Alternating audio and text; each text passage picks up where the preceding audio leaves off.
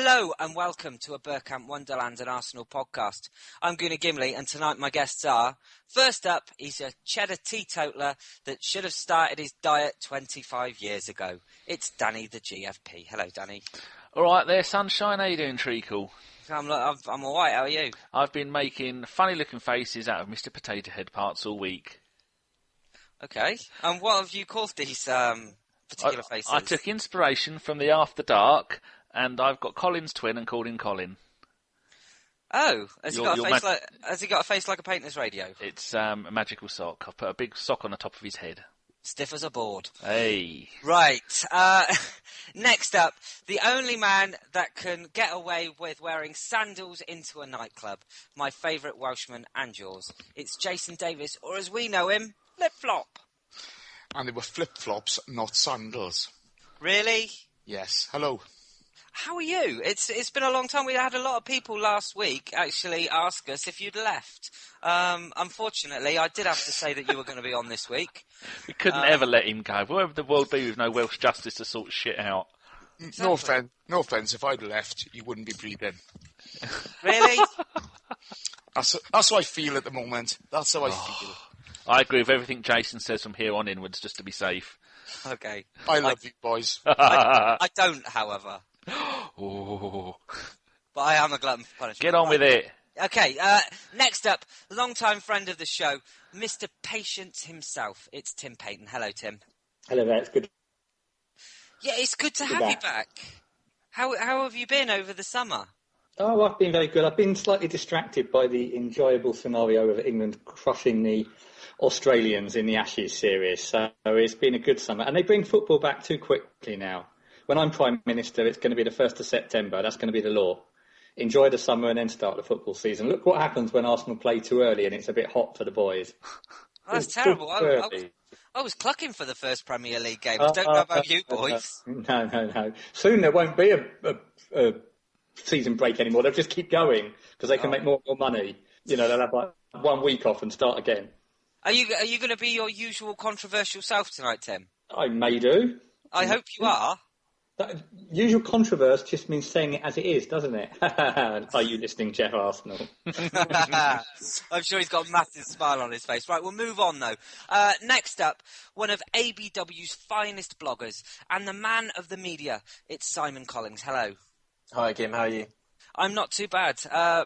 Many of the people listening to this would have heard you on our bloggers podcast that we did at the end of last season.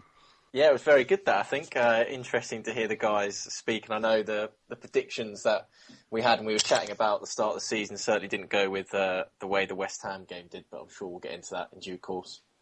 Yeah, of course. It's a pleasure to have you with us, and I understand that we're going to be doing a bloggers podcast later in the season, so for everybody that enjoyed that, there is going to be another one on the way, somewhere around the international break. Actually, I don't think that's too far away. Right then, it's time to move on to our final guest, and he comes highly recommended by Jeff Arsenal. He's here to share his wealth of Arsenal knowledge. It's Mr. Jimmy Slate. Hello, Jimmy. How are you, Gim? Cheers, pal. Very well, mate. You? Yeah, not too bad at all. It's been a very difficult summer for many different reasons, but I'm looking forward to getting back, chatting a little bit of Arsenal, and just seeing what happens, really. It's a pleasure to have you with us, of course. This is your ABW debut. I know, breaking the back of it, aren't we? So, yeah, looking forward to kicking off, boys. Yes, definitely so. With that said, then, we'll start by going straight over to Danny, who's got all of the news on how our loan players have performed and all of the scores across the board. Who's eating crisps? Yeah, I was going to say, who the fuck's rustling? Who's doing it? Who's rustling? Put your hand up. Put me off my link. Right, if you're going to make any noises, or if you're going to die of being burgled, mute yourself. Lovely jubbly.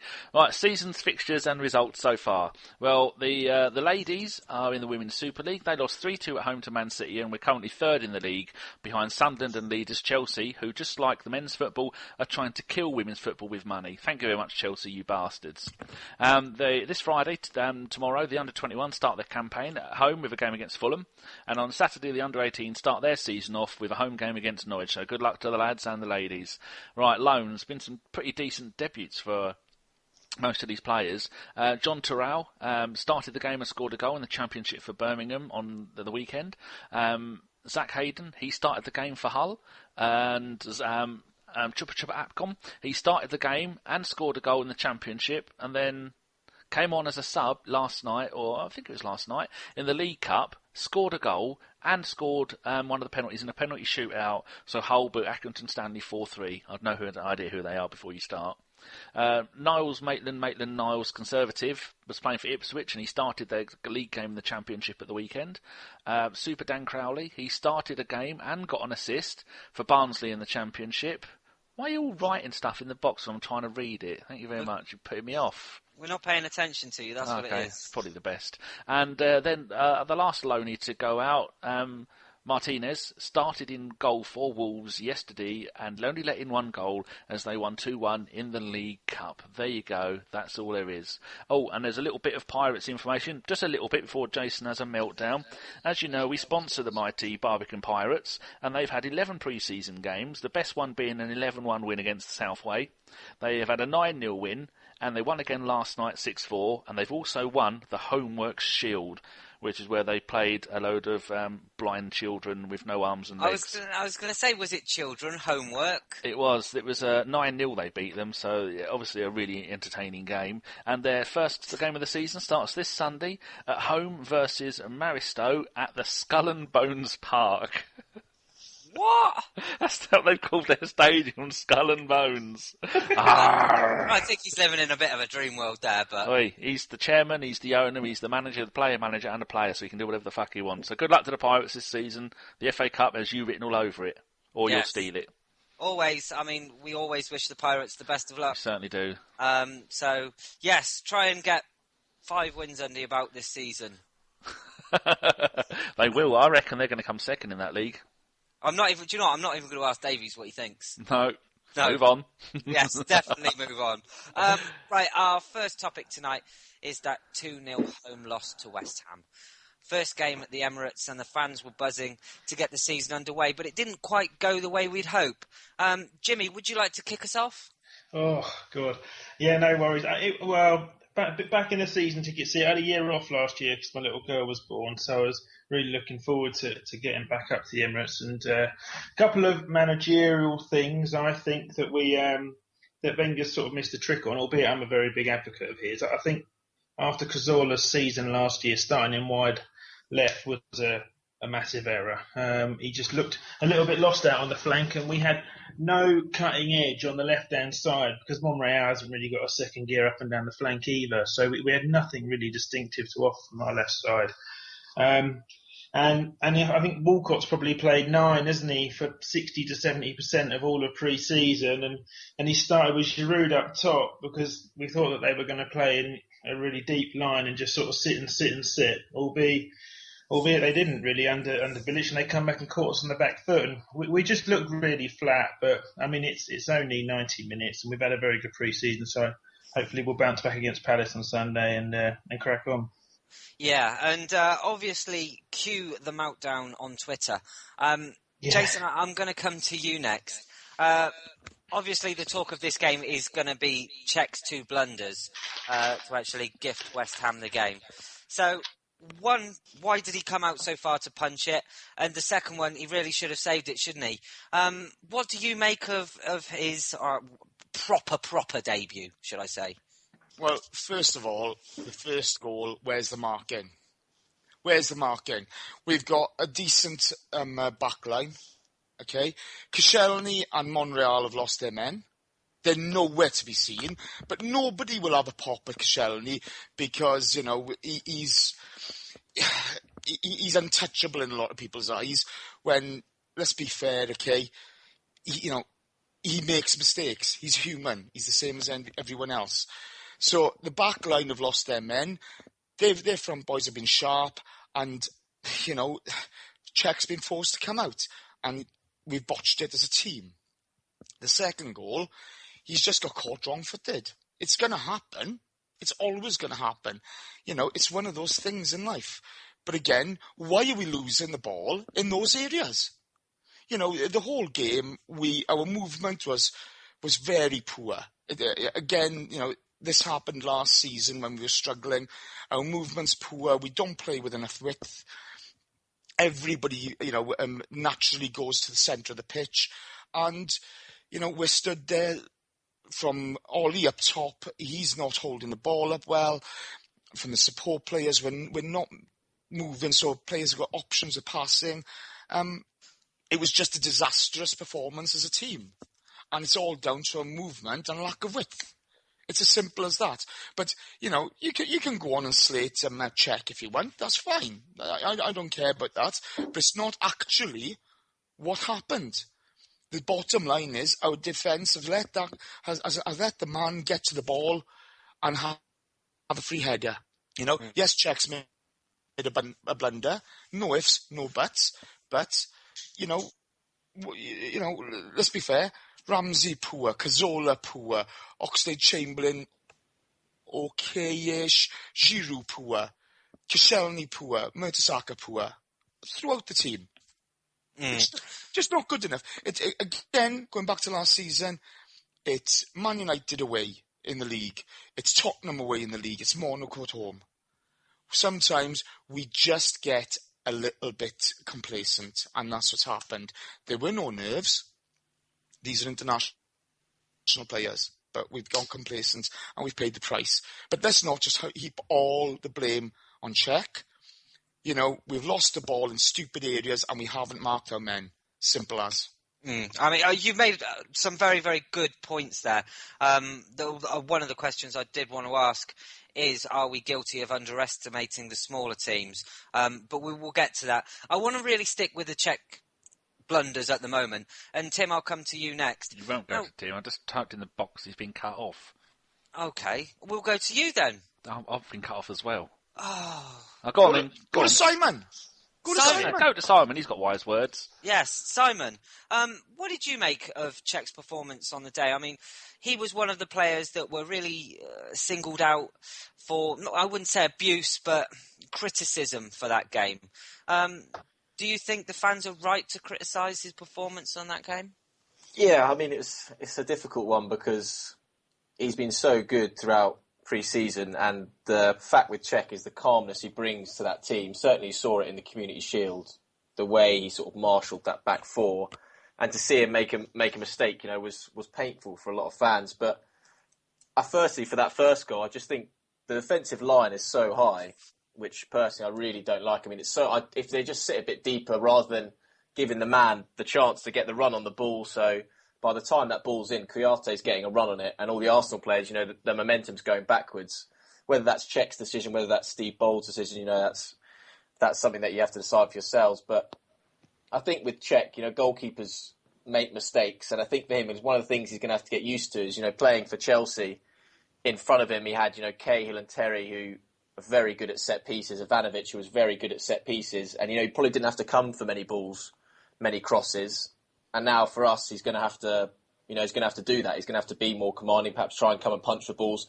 And I felt for that first goal, it was him trying to, be authoritative and come and make a punch when probably, in 10 games' time, he wouldn't do a decision like that. He'd probably just, let the defenders get rid of it. And for the second one, it's one of those ones where Koscielny should perhaps go and close the ball down quicker. Czech puts all his weight on the wrong foot. So I know fans would be frustrated, but it's one game. I mean, I'm sure over the course of the season, Czech's going to win you points. So I wouldn't go and criticise him too heavily because I think fans will be eating their words come May time. So yeah. Stick with Czech. I think very wise words there. Tim, over to you next. One of the other players that were singled out for criticism on the day was Olivier Giroud. Personally, I thought he was quite wasteful in front of goal, and this seems to be a topic that we're forever talking about on this show. Now, what do you make of Olivier Giroud and most of all his performance against West Ham? Well, he had a couple of half chances, didn't he, which if you were a world-class striker, you'd say would they have been taken slightly better. I think the problem with Olivier Giroud is he is a really, really good player, a good centre-forward, does Arsenal well.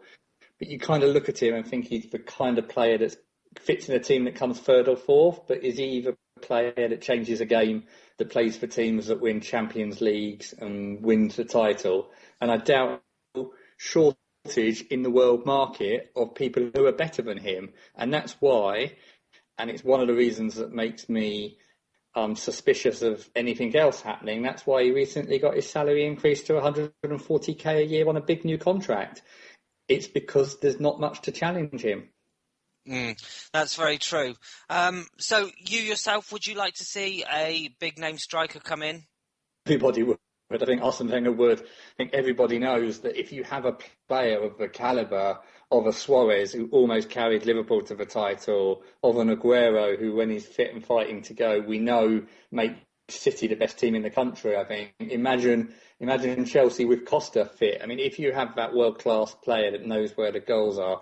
But they're not exactly growing on trees at the moment in world football, are they? No, exactly so. And we will get on to a specifically named striker later in the show, so hold on for that. Another player I wanted to talk about on the day, not even an Arsenal player, was Reece Oxford. Made the headlines because he's the youngest ever player to play for West Ham, I think 16 years and 237 days. A lot were saying he went out and owned Mesut Ozil. I did see a picture going around with Ozil's head popping out of his pocket. Danny, I want your thoughts on this one. He's a talented young boy, isn't he? Well, apparently, I have a bit of an inside information here. I know the bloke who cleans the dressing rooms at Arsenal, and he found Oxford school blazer, and inside his pocket he found Mesut Ozil. Thank you very much. I'm here all week.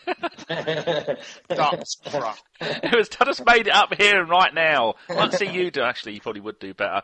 I just went as soon as I saw him play, and I thought the way that he is dominating that midfield. Apparently, he used to be a centre back. I read that somewhere. I say used to. At 16, you were never used to be anything, did you? But his early career was as a centre back, and he's been moved into midfield, and it's his first game.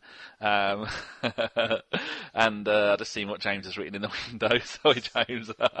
Yeah, so it's just amazing. It shows that if a player has the confidence that any player at any age, as long as you're old enough, can come in and play in that kind of central midfield or any position. Or it reminded me a little bit of when Paul Adler made his debut for West Ham. He was also 16, and I think he was the youngest player ever to play in an FA Cup final back then. And Paul Adler went on to have a real shit career because he spent a lot of it at Spurs.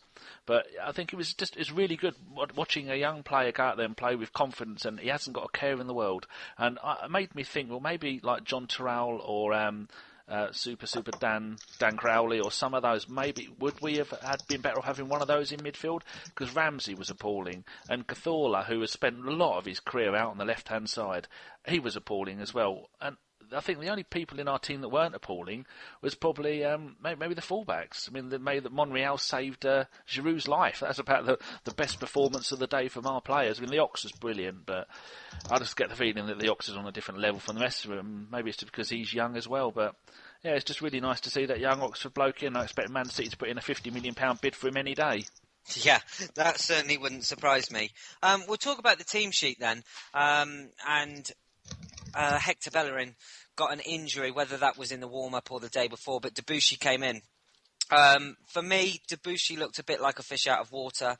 I don't think he did a particularly sterling job. How much did we miss Bellerin on that right-hand side, Jimmy? Oh, no, I think we really, really miss Hector. I'm a really, really big fan of Bellerin's. I'm not going to state claim that I said it, but I think I said about a year ago, I said, Debuchy better get used to warming up Wood when he comes back from fitness, because this kid's the absolute real deal. And we really missed his tenacity, his willness to sort of bomb on and get up and down the flank, overlap the person playing right wing. If Chamberlain's got a weakness in his game, defensively he is amateur.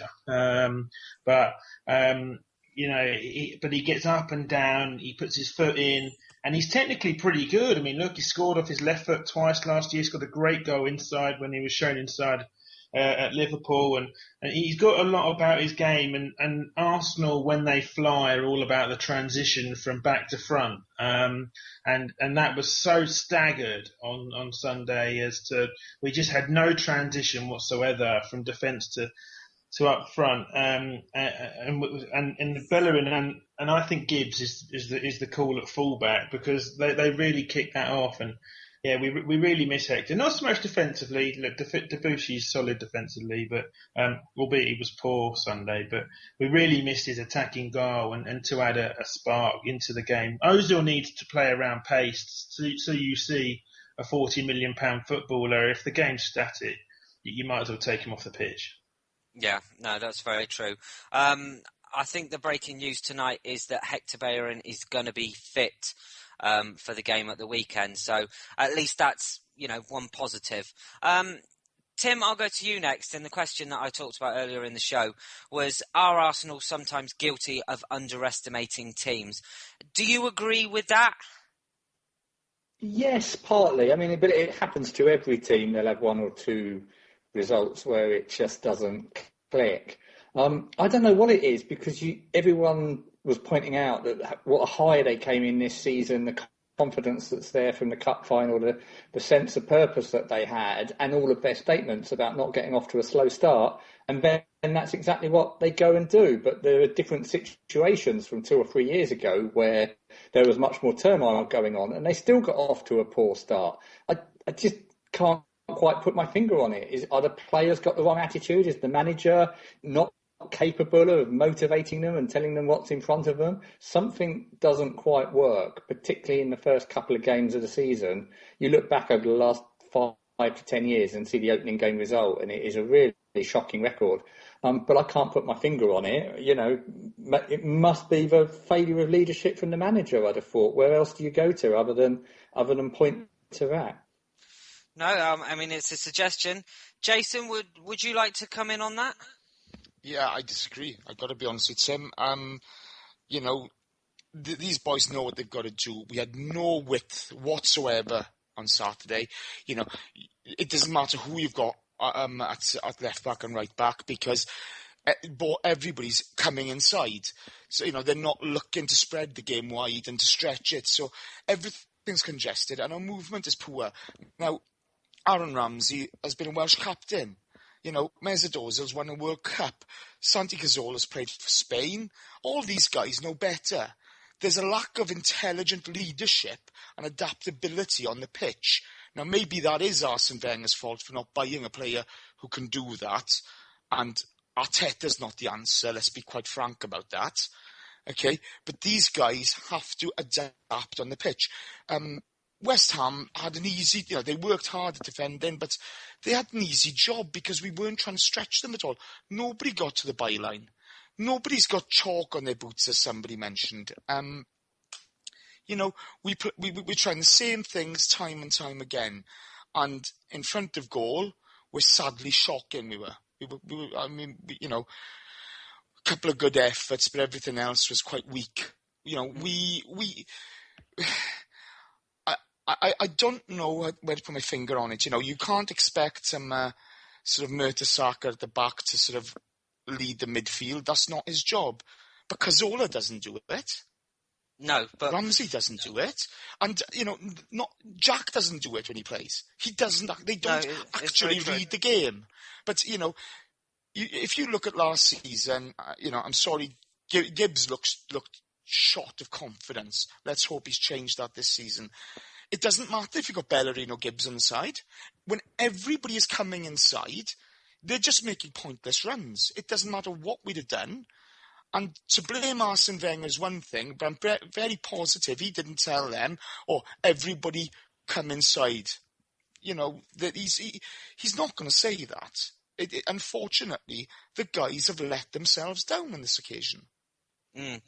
I agree. And I think you saying about leadership is a very good topic and something that I'd like to discuss. Simon, I want to come to you on that. Does this Arsenal team lack leaders, people who can really G the team up? How can the fans be so buzzing for the first game of the season and the players not be? It was a flat performance, and there seemed no heart to the team, no leadership. What's your take on all of that?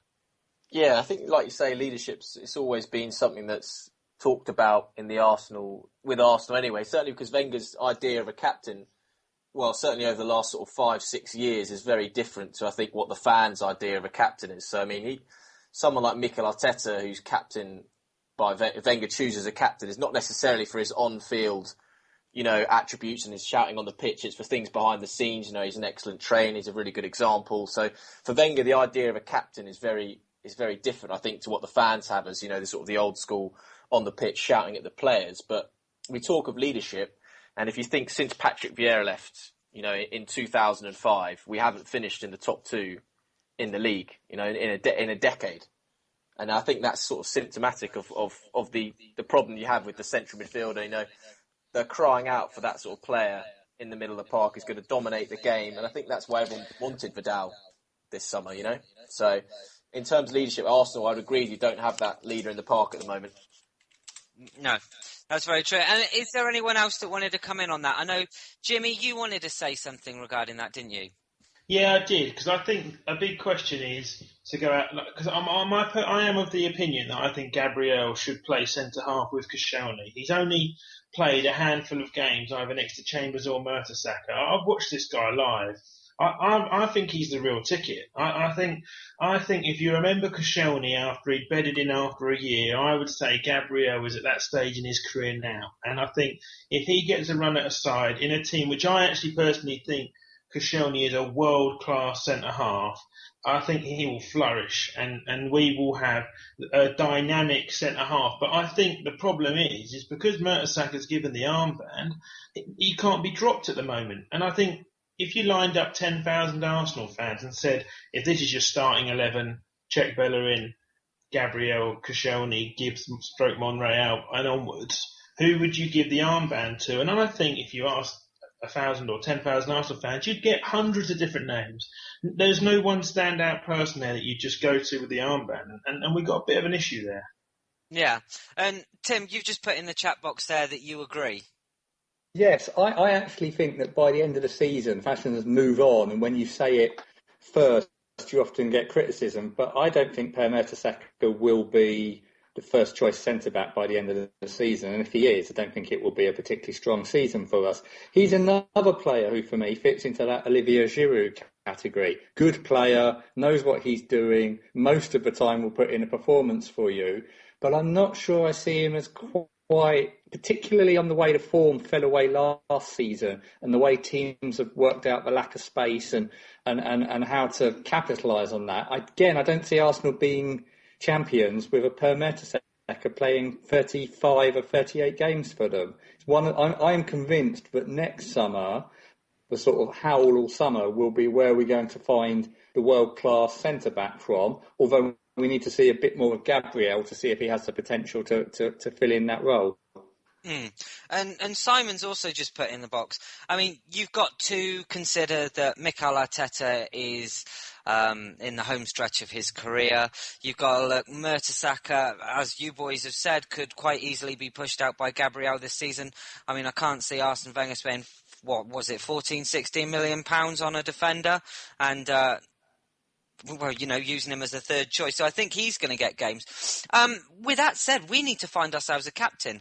And Simon said he'd be interested to hear who you would pick out of the current squad. So let's go through all of you then and find out who you think should be the next Arsenal captain. Danny.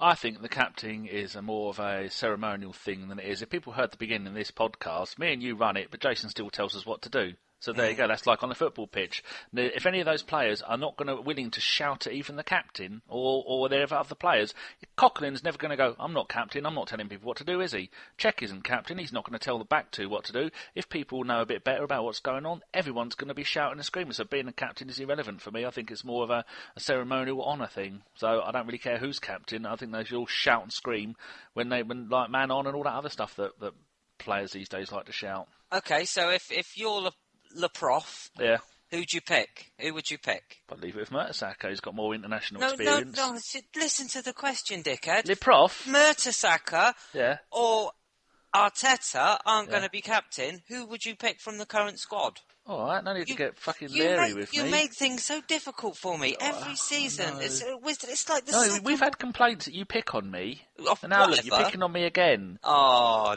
That'll be another turd in the post if you don't behave yourself. I'll give it to Cech. Okay. Agent Cech, who's going to be sold back to Chelsea in a month's time after conceding us 19 goals in 5 games and we lost them all. Okay. Mourinho's plan. Fantastic. Jason? To be honest, this leadership debate is different to what I was talking about because I'm talking about leadership on the pitch and taking responsibility for the game and reading the game. But isn't that what a captain does? No. Every player should take responsibility for that. If you're looking for a captain for a ceremonial role, and for setting an example, Ramsey may be it, Ramsey or Czech, either one. But I'm talking about being able to read the game and being able to adapt in the game. Okay, being able to change the way we play in game time. Right? And as far as Gabriel is concerned, he's got to earn that spot. He's played half a dozen games for us. He's looked okay. He looks a bit dodgy with the ball in the air. And because we lack height as a team, it's going to be very difficult for him to displace Mertesacker with that. And Simon's just mentioned football intelligence in the group, and that's bang on the money. But these guys are international players. Why can they not change things on the pitch themselves? We don't just need a captain. We need players to take responsibility on the pitch and have the confidence to say, right, stop. When somebody's down, grab hold of a couple of players. It's not about shaking your fist and shouting at people. It's about having a quick word and really talking to players and making things change. Jimmy's talking there now about Gabriel and Cos both 6'1". Well, West Ham were a lot bigger than us on Saturday, and most Premier League teams are bigger than us. And the bottom line is, Gabriel looked very dodgy in the air last season. We saw misjudged balls and bounce over his head a couple of times. I don't know, if he wins the place, good for him, all kudos to him. He's going to abuse this season, no doubt, and let's hope he can come in and really stake a claim down for that starting spot. Wise words again from you, Mr. Welsh Justice. Over to you, Tim. Who would you have as your captain? I think that the person who has the temperament and the ability to carry it, has already been said, would be Czech if you went along that team. I mean, it's self-fulfilling in that when you've won big titles and big competitions, you kind of take on the ability to be a better captain because you've got that under your locker. But, Arsenal's problem a little bit is a lack of players who've done a lot anywhere else, the know-how of getting through the tough games, of living under the pressure.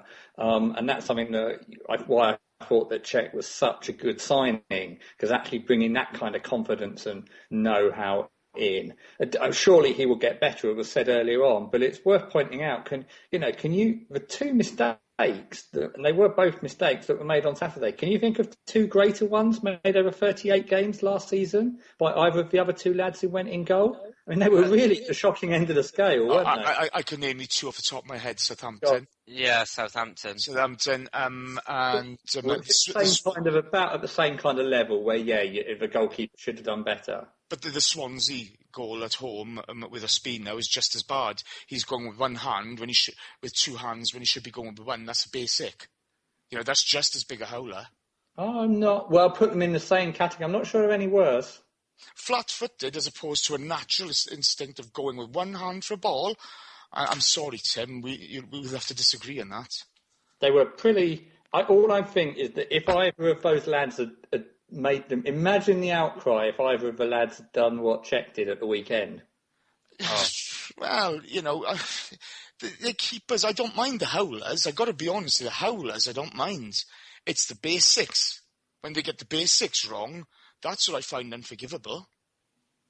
Very true. We'll move on then and go through the list. Simon, your question. So if you'd like to answer it. Yeah, I agree with the others. I'd have Czech as captain and Ramsey as vice, just because of his Czech's experience. He's won pretty much everything there is to win, and I think it'd be a very good choice. But going on from what Jace was saying about that leadership, I mean, there's a great anecdote in Amy Lawrence's book on the Invincibles, where Patrick Vieira is talking about, obviously, captain of that side, saying how much he loved playing alongside Sol Campbell, because the whole game, Sol Campbell would be shouting at him, telling him to get into position, wake up. And I think there's probably not enough of that within the Arsenal team, with people, having, the guts to be shouting at each other and screaming at, Coquelin screaming at Ozil to get back, or vice versa. And I think that perhaps comes with big enough characters being able to, stand up to each other. And maybe that's a little something that's missing within the team when we talk about leadership. Mm.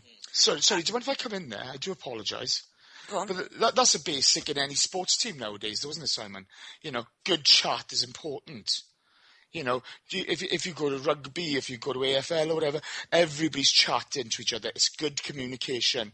And obviously it's something we're weak at the moment. Yeah, I mean, I agree on that, Jason. I think I always think when you look at the Arsenal team, you think, they look like a nice bunch of lads, and they look like you can't imagine them ever having a training ground bust up or having shouting each other in the dressing room. And I look at Chelsea and I can see it happening. I look at Man City, I can see it happening.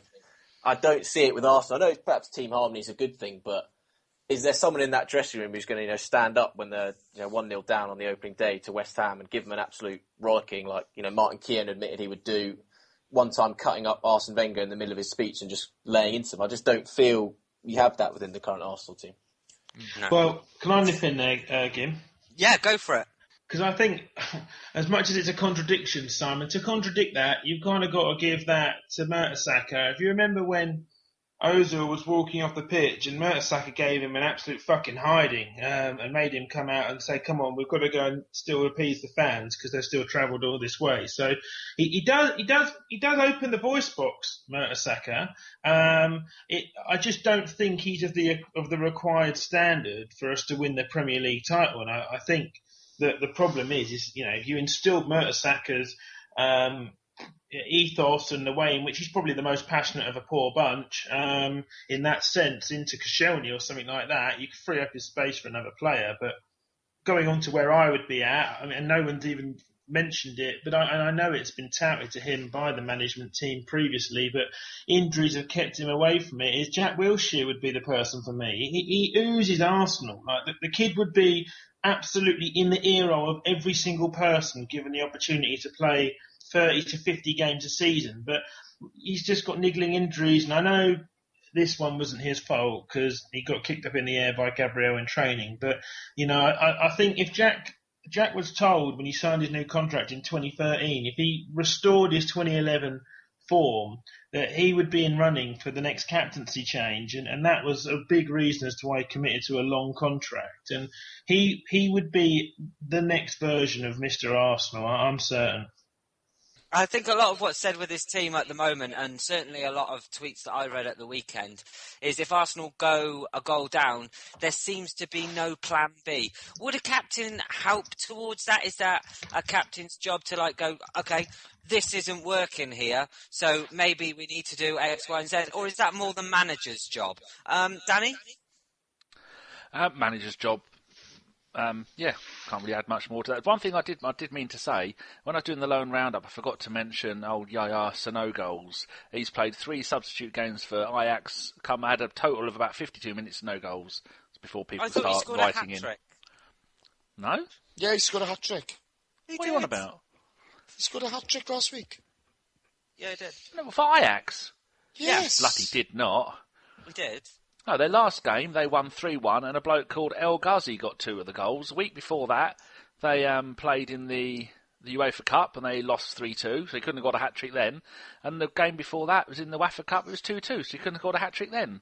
Have you read the Ronald de Boer article where he said... Hold on, 9th of the 8th, Soccer Base hasn't updated the game against AZ. Maybe that was You are absolutely crap. Thank you very much. Danny, Oh no, that was the game I've got. Shame. That is the game where the bloke El Ghazi got 2 Has goals. he scored a hat-trick anyway? He hasn't scored a hat-trick. The stat man has been denoted to the fat man. No, that's the 3-0. The one I said I hadn't read out it was. That was the 3-0. Can we get on with this podcast? No, I'm just looking through. He has not scored 3 goals. No, none. Incorrect. There you go. Okay. I'm going back to the Pringles, as you were. Right. I think we'll draw a line under West Ham then. I think we could probably be here talking about it all night. It was really that bad, and I don't really think there's any need to dwell on it any longer. So with that said, then we move on towards the next game, which is Palace away on Sunday. So, Tim, I'd like to ask you, if you are the manager and you've watched West Ham, what changes would you make to that team? Oh, good question. I think it's a difficult game. I think it's really what we don't need now. I think put Palace in a category alongside actually West Ham, Swansea, Stoke. I think that the competition, the challenge that is going to be provided by some of these kind of decent mid-level teams is getting better and better.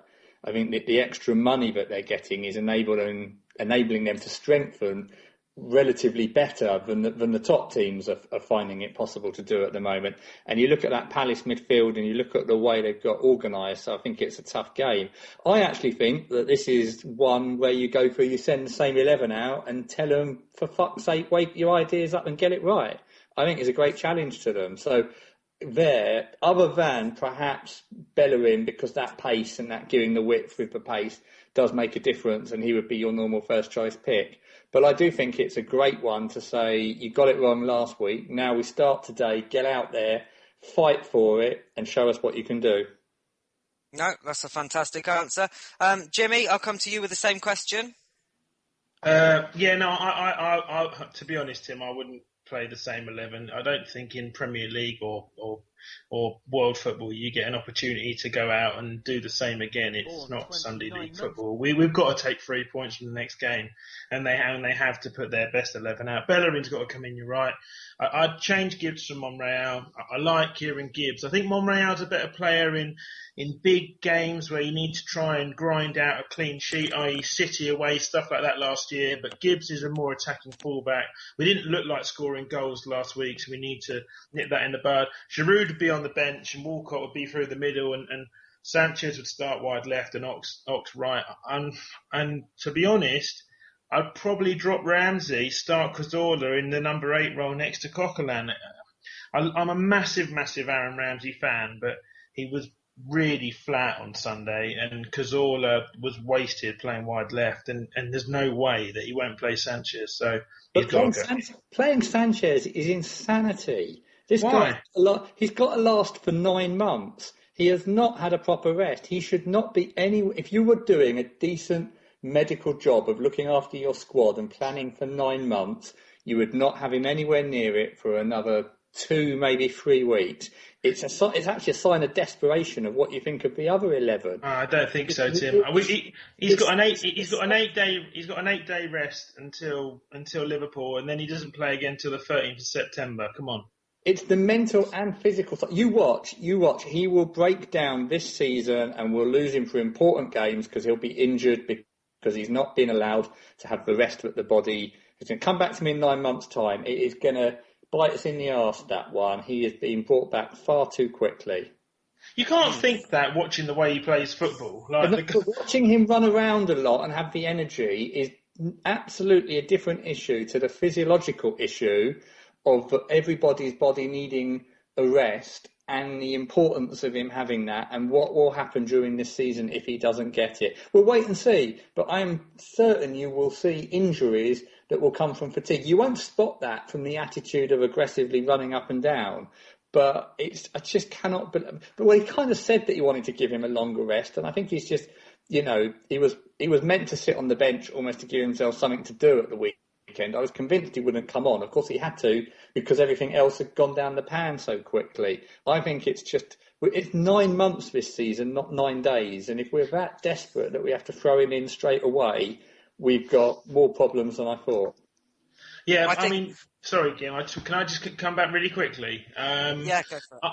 I just thought that he shouldn't have played Sunday. I completely agree. I think the game was done when he came onto the pitch. But I think there's every reason for him to start the game Sunday. After 50 minutes, if we're 2-0 up, rip him off. But I don't know, another problem of Arsenal is we never see games out in the first half and then allow people to casually rest in the second half.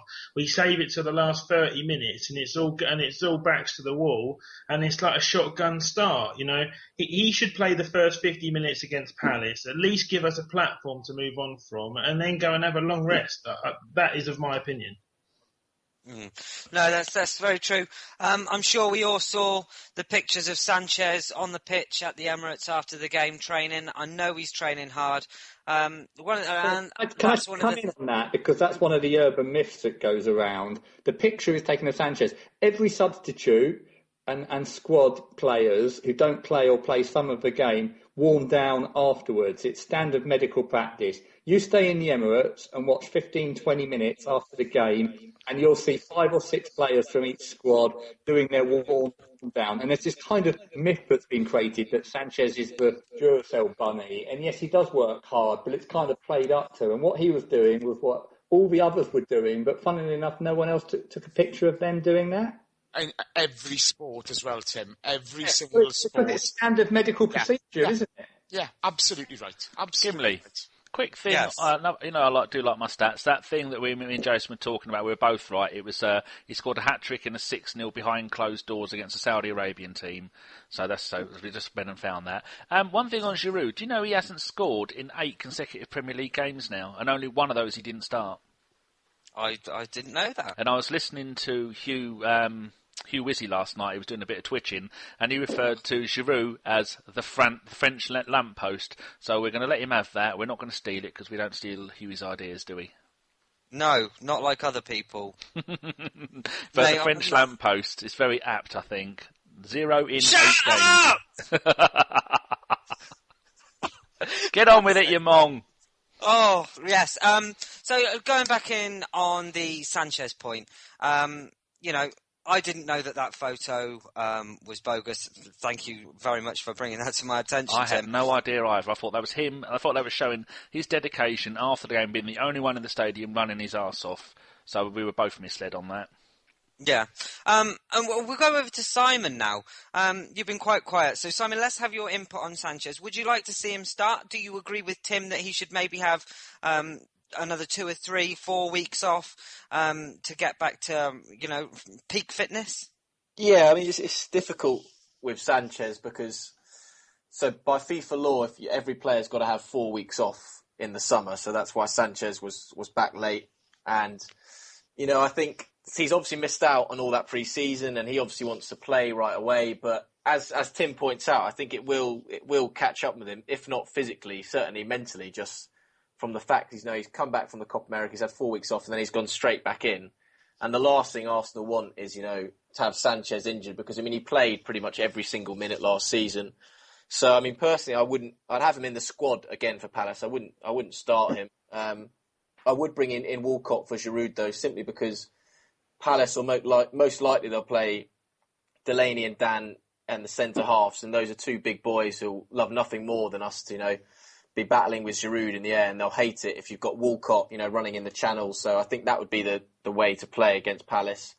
And in terms of, the width that we lacked, I think if you bring Bellerin back in down that right, it accommodates for, Ramsey playing there and cutting in.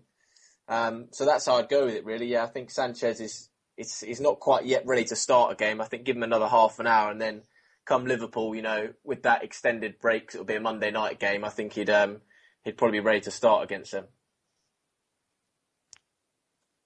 Gimli's on mute again. Honestly, poor old Gimli. It's only been 3 years. Beavis and Butthead. It's only been 3 years, Gim. If you've seen the run-in we have got for the next few games, Palace away should be hopefully easy. Then we've got Liverpool at home. Then we're away to Newcastle, at home to the new Barcelona, and then away to the Chavs.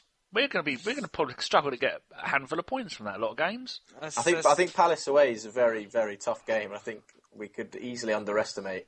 Watch out for French midfielders again. Yeah, and I just think that Selhurst Park's a very difficult place to go, and that 3 behind the striker of can be any of Cabaye, Palassi, Punch and Zaha. It's not a bad mix. And if we don't turn up in that first half an hour, Selhurst Park is one of the toughest. They've got pace. They've got good for the middle. They've got good people up front and a good manager. I would rather not go to Palace for the next game.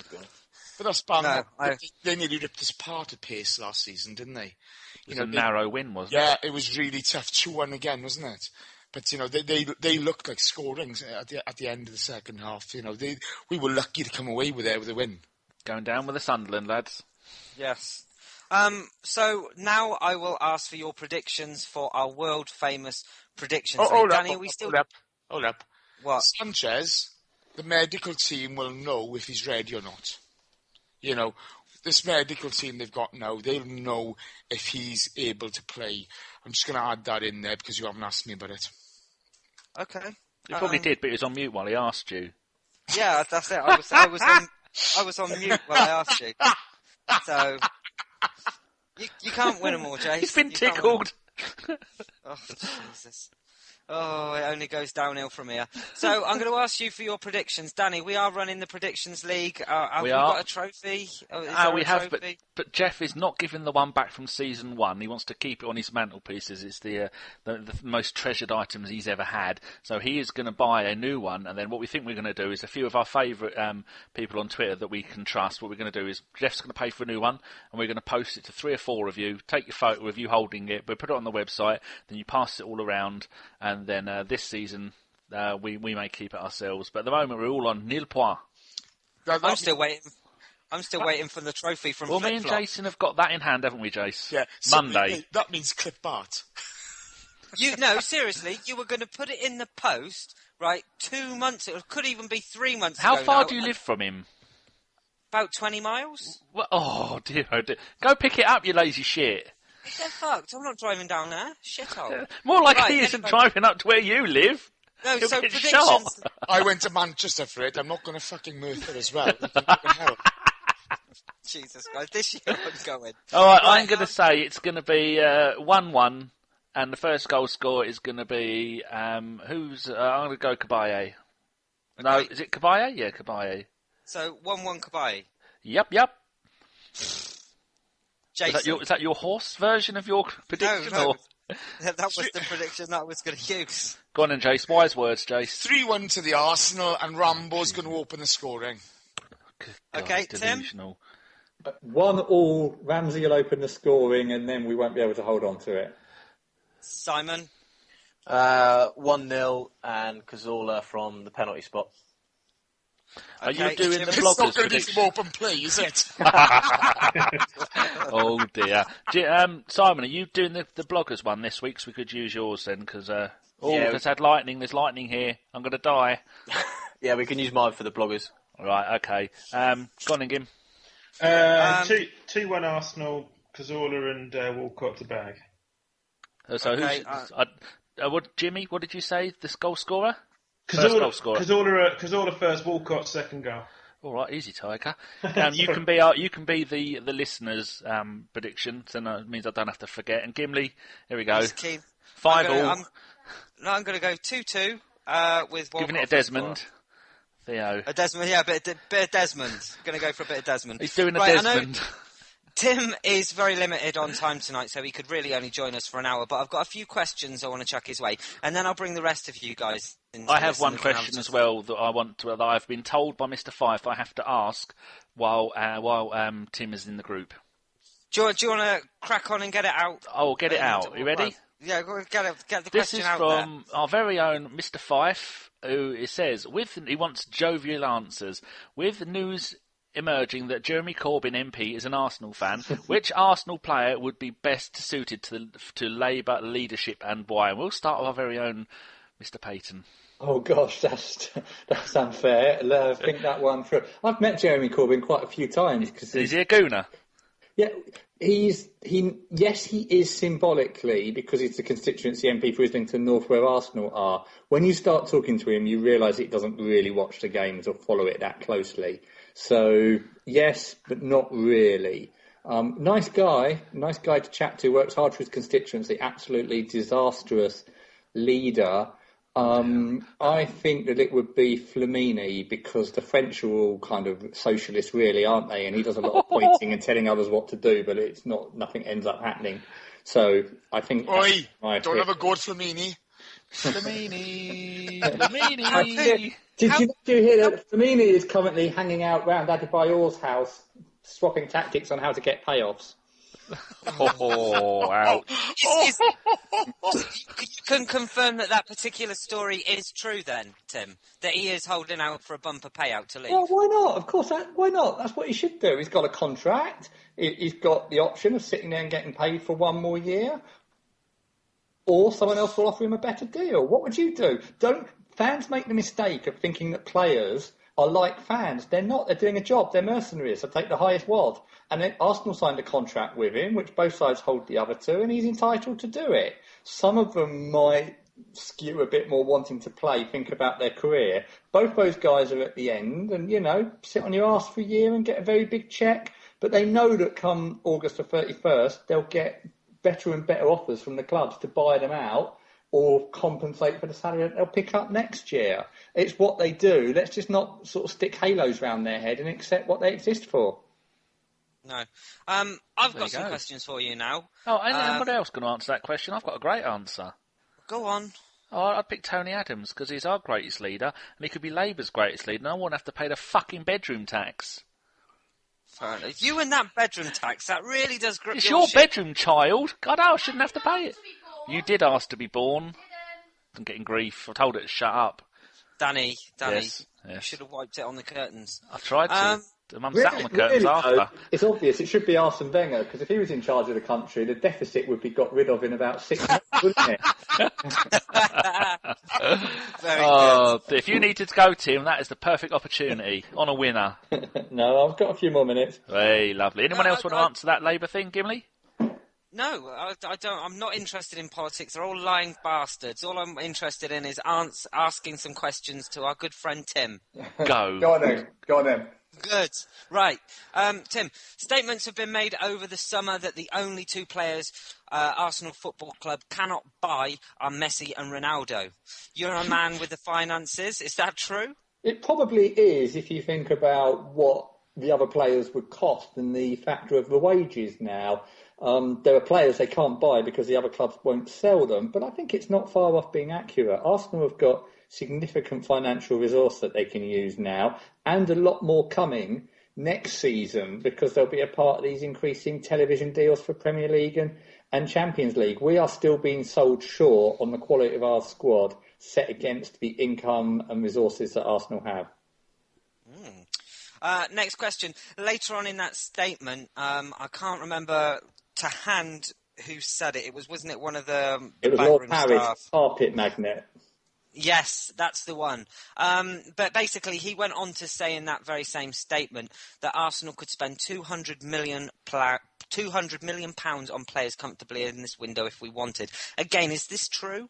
He didn't quite say that. What he said was that Arsenal have £200 million in the bank, which is true, but of course they have to do things like pay the players' wages every month, play instalments on previous transfers, run the stadium with that money. So he set a false expectation, and I think he just had he'd realised that we hadn't had a director who'd had a good lunch and come out with some nonsense for a couple of years now since Peter Hill-Wood stood down, and he needed to fulfil that role. And I don't know what he was doing by giving that influence. Probably. And I might be getting into one of your next questions here, Arsenal could probably spare between 60 and 90 million for player signings this year still left.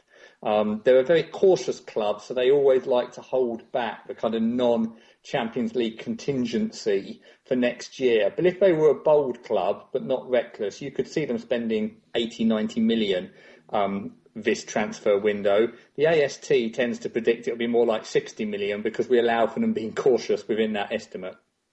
Okay.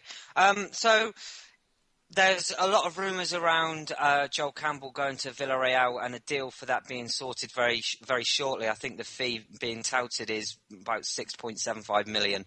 Would that money go? Yeah, seriously. Shit, that's bad. I thought it'd be about 4. Would that money go back into Arsenal financing deals for players, or would it go back into the bank? Well, it would go back into the bank, but then it would add to the pile that is available for spending on players going forward. You've got to remember that what Arsenal do, like all clubs now, is you don't pay all of your transfer in one go. You pay it in instalments, and also the wages are becoming a bigger and bigger element of the deal. You know, Mesut Ozil, £40 million plus to sign him, £40 million plus in terms of the wages he's going to get paid over 4 years. You have to allow for both. But when people ask me a lot about what Arsenal have got to spend, it usually means the transfers now and the wages for the first season. You don't have to allocate the wages any further because the following season Arsenal are going to earn another 350, 400 million from all the various sources, and the wages will come out of that. So when I talk about there being sort of between 60 and 90 million, that would be for signing a player and then for allocation of wages just in the first year. Arsenal have got a lot of financial slack. they could buy pretty much anyone in world football, yes, between now and August the 31st. Wow. And Danny, I know you want to quote Andrew's tweet from earlier. I certainly do. If people go and have a look on Twitter at PR_WHORU. It makes no sense. I've never asked him why. He says this, Tim. Even if Arsenal executed Koyochiak's, don't start, buyout clause of €30 million, which is about £27 million, they could comfortably stretch to €70 million, which is going to be about £65 million for Benzema before selling Thomas Rashicki and Joel Campbell. What do you think to that? I wouldn't use the word comfortably. I think that would be right at the limit of what would make the bank manager squirm and where it pushes Arsenal right to the kind of edge of where they like to be. But I do agree it can be done, and it is not in any way putting the future business model at risk. Next year, Arsenal are going to earn an additional £45 million from TV income alone, on top of everything that came in this year. And then the Champions League revenues are going up, and then they're forever signing smaller tertiary deals. They do not need to worry about going insolvent. I think comfortably on both those signings isn't a word I'd use, but yes, a bold, ambitious club that stretched its finances and went for it could afford to sign those two players at the figures he's quoted. Oh, that's very interesting. That's two people who, they know their stuff on and finances. I can pronounce 50% of them. Yeah, exactly. I'll carry on with... No, I can't. I really can't. Tim, I'll carry on with the questions. First of all, I really want to know is, do you think that Cech will be the only signing this summer? I think it's 50-50. I think... No, I'd go a bit stronger on that. I don't think there'll be another signing. Ooh, very interesting. And if another player does come in, what calibre do you think they'll be? Do you think they will be a world-class player? Do you think they'll be a squad filler, a first-teamer, a youngster? What type of players do you think we bring in? The difficulty of predicting this now is you don't know what's going to happen in the Palace game. You don't know what's going to happen in the Liverpool game. Let's not forget that if we hadn't had that meltdown against Aston Villa a couple of seasons ago, we wouldn't have bought Ozil. That was a reaction to the fans, to the sense of meltdown inside the squad where everything else was going. Ironically, we've been keeping in touch with Real Madrid because we wanted Benzema. We might come back to that. We know that they weren't after Ozil, because what have they been trying to do all summer? Sign Suarez and before that Iguan. So they, suddenly just veered to, left field. Now they bought a very good player. I don't think he's delivered on his potential, but he's delivered okay. We really want that big, huge breakthrough season where he plays to the standard we know that he is when he's good consistently. If we go back last year, he wouldn't have bought Danny Welbeck if it hadn't have been for Oliver Giroud doing the fibula, just 3 days before the window. And I'm actually convinced, because he can't actually multitask his thinking on transfers, he's so cautious and so reticent that he got sidetracked by needing to sign Welbeck and forgot that he needed a central defender to replace Koscielny, who was out for 3 months with an Achilles. And actually, that was the biggest fuck-up of all of last summer. That cost us a serious go at the title, not having not covering for Koscielny, who everyone knew was out for 3 months because of the Achilles problem. Mm. And you just don't, the reactions that happen. If Coquelin just looks like it was a bit of a purple patch, it might force him into the market to sign some cover. But it drives me to distraction, because what I do know is that 60-70 million pounds sitting on the bank isn't going to play for you in December when you're getting games every 3 days and you've got suspensions and injuries. And you don't have to say, is it a world-class player or not? You have to say, if Coquelin is injured or loses form, is it better than the next alternative, which is Flamini? You just have to say, if Oliver Giroud is out and Welbeck hasn't recovered from the injury, would having a decent number 9 be better than having to do what we'll have to do at the moment? But he doesn't seem to think like that. And if he stays where he is, it will mean that we come 3rd or 4th at the end of the season. That's very true. So, of course, you probably already know what my next question is. You're a man that knows what goes on behind the scenes. Have you heard anything about Karim Benzema, and do you think we will sign him? Well, we would like Benzema. Who wouldn't? I mean, going back to what we talked about at the beginning of the recording about there's a real shortage of these world-class strikers. Some people are saying to me, I can see a point put in the comments about we wanted Ozil all summer. It's not true. If Liverpool had accepted that bid for Suarez, we wouldn't have been able to buy Ozil because the funds wouldn't have been available. So we can't possibly have wanted him all summer because 4 weeks before we bought him, we were trying to spend the money on Liverpool. And I still think one of the other, God, I can go through a clusterfucks that we had in the transfer market for a while. I do think they pulled it around more recently, that if we'd have gone back to Liverpool with another 5 to 10 million on top of that 40 million, we would have had Suarez then. And I think that would have been the difference between really competing for the top trophies and or he'd have been moved on at a huge fee and given us the profit that you reinvest. But that's by the by now. I do think he's started to improve it a bit more. Benzema, of course they'd like him. They were really looking at him before. But it just, when I talk to people that are close to these things, that it's not alive. It's not really there. And I think the problem is, why would Madrid let him go? You've got to say, who is their Galactico coming in to replace him? And how does it fit into the kind of movements that they're doing? And I just don't see it fitting at the moment, unless Arsenal break the habit of a lifetime and say, we want him so badly, we'll give you 50 million, Madrid. We'll pay more than he's worth to you, because for us he's absolutely worth that to fill the gap. And do you see Arsenal doing that? Do you see Arsenal putting down the kind of money that means they break their resolve to sell him, or they'll sell him because it's such a big offer? I don't see it happening. So no, my thoughts are that we won't get Benzema this summer. And Jimmy, I've seen you've been going mad in the chat box down the side. I'd be an absolute lunatic not to let you come in on this. Of course, we all know, and I won't say ITK because I think that's probably quite rude. But you're someone that has tweeted about the Benzema deal. You're someone that people have come to in regards to being able to give information. What would you say to Tim, having heard that?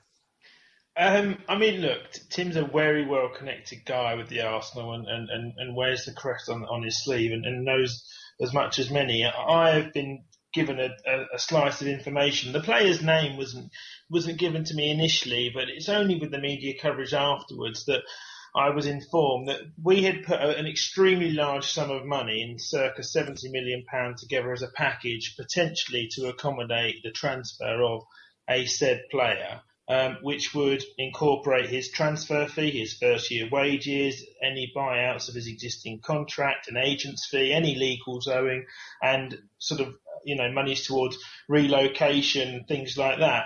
And, it's only since it's transpired through the media that you've got to believe that it could be Benzema. And I was also told that, the wages would be given parity with Sanchez at 140,000 a week, which, because I'm told, Tim, you may agree differently, that Ozil is the top earner at Arsenal and he isn't going to be surpassed.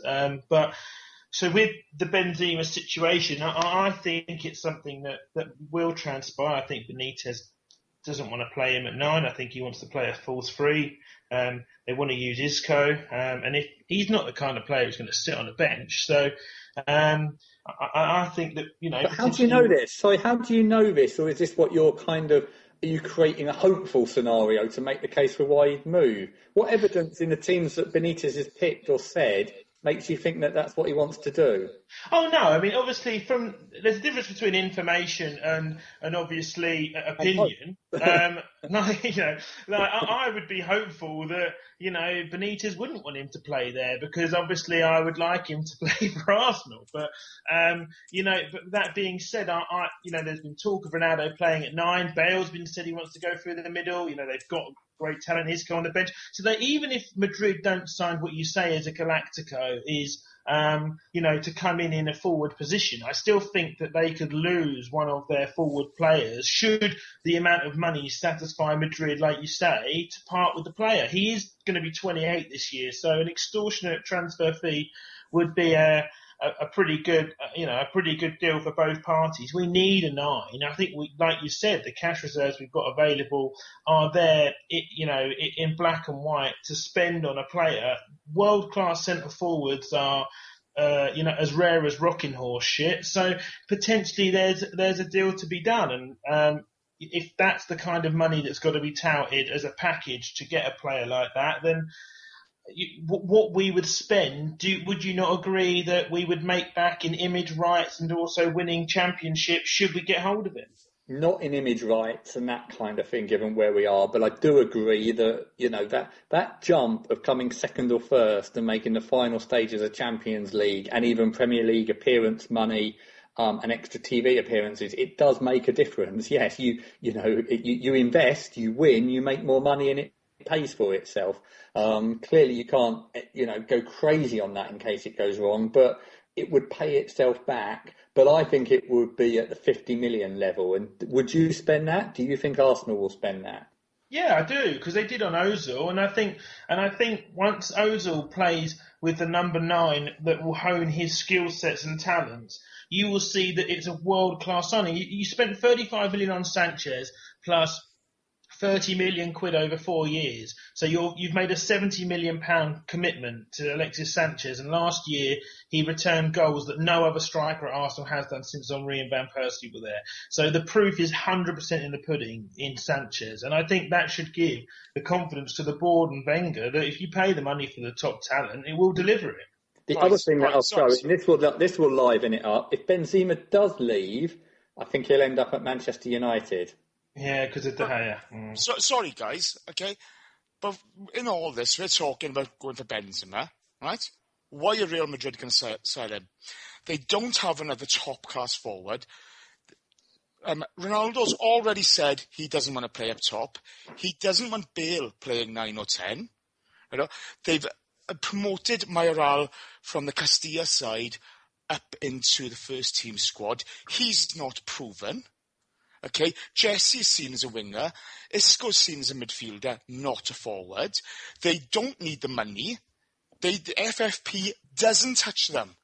They have no issues with that. The new TV deal that comes in, there's a loophole in that which guarantees the same money that every club was on last season going forward until 2021. Who are they going to buy to replace him? I'm with you. I'm totally with you on that. If you look at a transfer, you've got to work out what they're going to do with the money and who they buy and why it would work for them, and it just doesn't stack up. Yeah, it doesn't, okay? Royce is not good enough to play up top for them, and he's injury-prone all the time. There are no world-class centre-forwards out there on the market at the moment. They're talking 50 million quid for Higuain. That's not happening. Cavani is 50 million quid on the wrong side of 28. Boys, I'm not saying Benzema can't happen because I've seen some mad stuff happen in football. But if they let him go, I would think Perez has lost his head. Also, Perez this week has said the only person who could come in is De Gea. Right? Is De Gea. That's the only person who could come in because there's not enough quality out there. And we all know there isn't any quality out there. There's none. So, Jace, do you also think, though, if you look at it just in pure, facts, I know obviously people say, you can't trust what Wenger says and stuff, but Arsene Wenger said he's not interested. Benzema's agent said he's not leaving. Rafa Benitez has said he's got no plans to sell him, and Perez says there's no plans to do a deal. So, yeah. I know obviously stuff goes on behind the scenes, but you look at it in the raw black and white facts.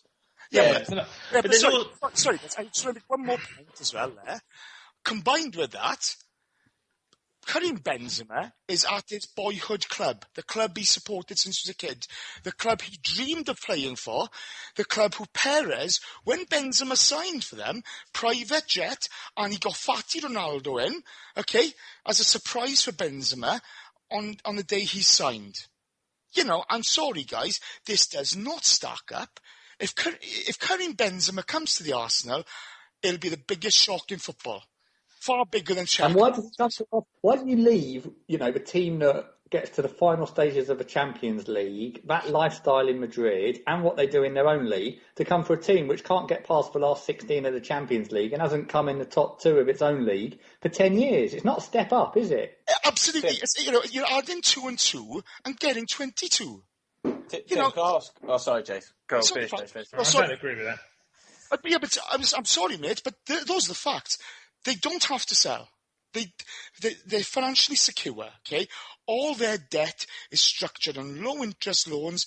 The short-term debt's a bit more of an issue to them than the long-term debt, but it's all under control. Their revenue goes up year on year. They're the biggest club in the world. Yeah, but you've still got financial fair play commitments, right? No. Financial fair play does not touch them. It does not touch them. You still have to understand that it's very much Madrid and Barcelona in Spain, right? Barcelona last year have completed the treble, so Madrid are on a massive back foot to do something this year. Barcelona have won the treble. Bar Suarez, who can play anywhere really, with a false front three. Neymar's not an out-and-out 9. Messi can play anywhere on the pitch, probably in a pair of fucking clogs and be the best player in the world. And Suarez can do anything in the final third of the pitch. So they've won the treble with a front three. Prior to that, they didn't have an out-and-out striker either. So you can't tell me that you need an out-and-out 9 to win La Liga or Champions League. It's not. Sorry guys. I've got to come back to that. There's no way Real Madrid sell Karim Benzema, because they've got Bale and Ronaldo. They've had issues there last season when Modric wasn't there. They weren't getting the supply right. They're not going to get rid of Karim Benzema. I'm sorry, they do not have the backup and proven goal scorers. It's just not going to happen. But combined with that, he's Perez's favourite. He's Perez's pet. I don't agree with that. Ronaldo is the golden ticket at Madrid, and if he says jump to the board, they do it. But Ronaldo wants to stay there. Ronaldo said he wants him to stay. None of the journalists who travel with Real Madrid are saying this can happen. None of them. And they're on the team bus, they're going with them, they travel with the team. None of those Spanish Madrid-based journalists are saying this can happen. Do you not think as well, all the noise from this transfer is coming from Arsenal and not from Real Madrid? And I admit, obviously, Arsenal would obviously love to sign Karim Benzema as everyone else, but there seems to be no sense from Benzema's camp or Madrid, unless I'm wrong, that there's a chance to do. I haven't seen any noise from one credible Arsenal source. I haven't seen one of the journalists who genuinely gets the nudge and the wink. I haven't seen any of the people. But it's been reported by newspapers. No, it's been reported in a kind of clickbait way. It's Vidal all over again. It's made up. Tim, do you not value Piers Morgan's opinion? I mean, the guy was... I'm sorry, Jimmy, okay? Piers... Well, it's a question, Jace. He was a chief and editor of a massive tabloid in this country. He claims to be an Arsenal... an Arsenal shareholder. Surely the guy should come with a little bit of clout. I mean, that's why I'm asking the question, Tim. It wasn't a statement, it was a question. No, not on this. I actually saw a tweet you're referring to. I think he was actually being mischievous and just trying to whip the story up, thinking it might persuade Wenger to go and bid. Okay. I have not seen from one credible source, and I talk to them all the time. I do know the people here, where it can get confused. Of course, Arsenal would like to sign Benzema, and of course he probably sits at the top of the napkin that Arsene Wenger takes into the boardroom and doodles down, his targets. There's no doubt about that. There's lots of reasons that it would be good, but I have seen nothing from the Arsenal side or the Madrid side, either in the nudge, nudge, wink, wink. There's always a nudge, nudge, wink, wink from somewhere. And it's just not. Like you say, the players are silent, the agents are silent, the clubs are silent or denying. There's no crack anywhere.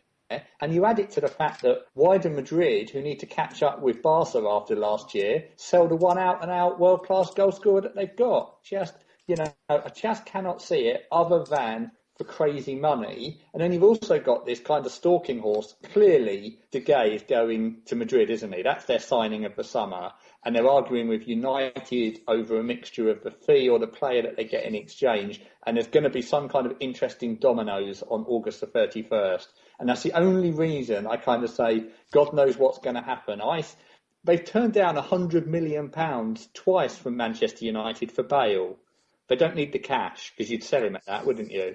Yeah, but I think that Bale replaces Benzema's goals because he has done. If you look at the stats over the last sort of 4 years of league goals scored in La Liga, Benzema's sort of on a par with like Soldado sort of thing, and Higuain had a much better return of goals per minute than Benzema has at Madrid. So I don't think they'll lose his goals if another player comes in and plays in one of those front three positions. But I think the difficult thing to come and surface is that if Arsenal aren't in for Benzema, which is obviously a great possibility, then I think it's sad for fans to think that 3 weeks out we're not remotely active in the transfer market with a huge cash reserve and an opportunity with the squad that we've got to potentially compete for the title, which, like you say, would create far more revenues anyway. So the money would just replace itself. But there's not that many great strikers. I mean, Tim's touched on it. I know the other guys have. There's not many. I think Jay said about there's not many world-class strikers who you'd go out and get. I mean, Benzema and Lewandowski are the two that I would say are probably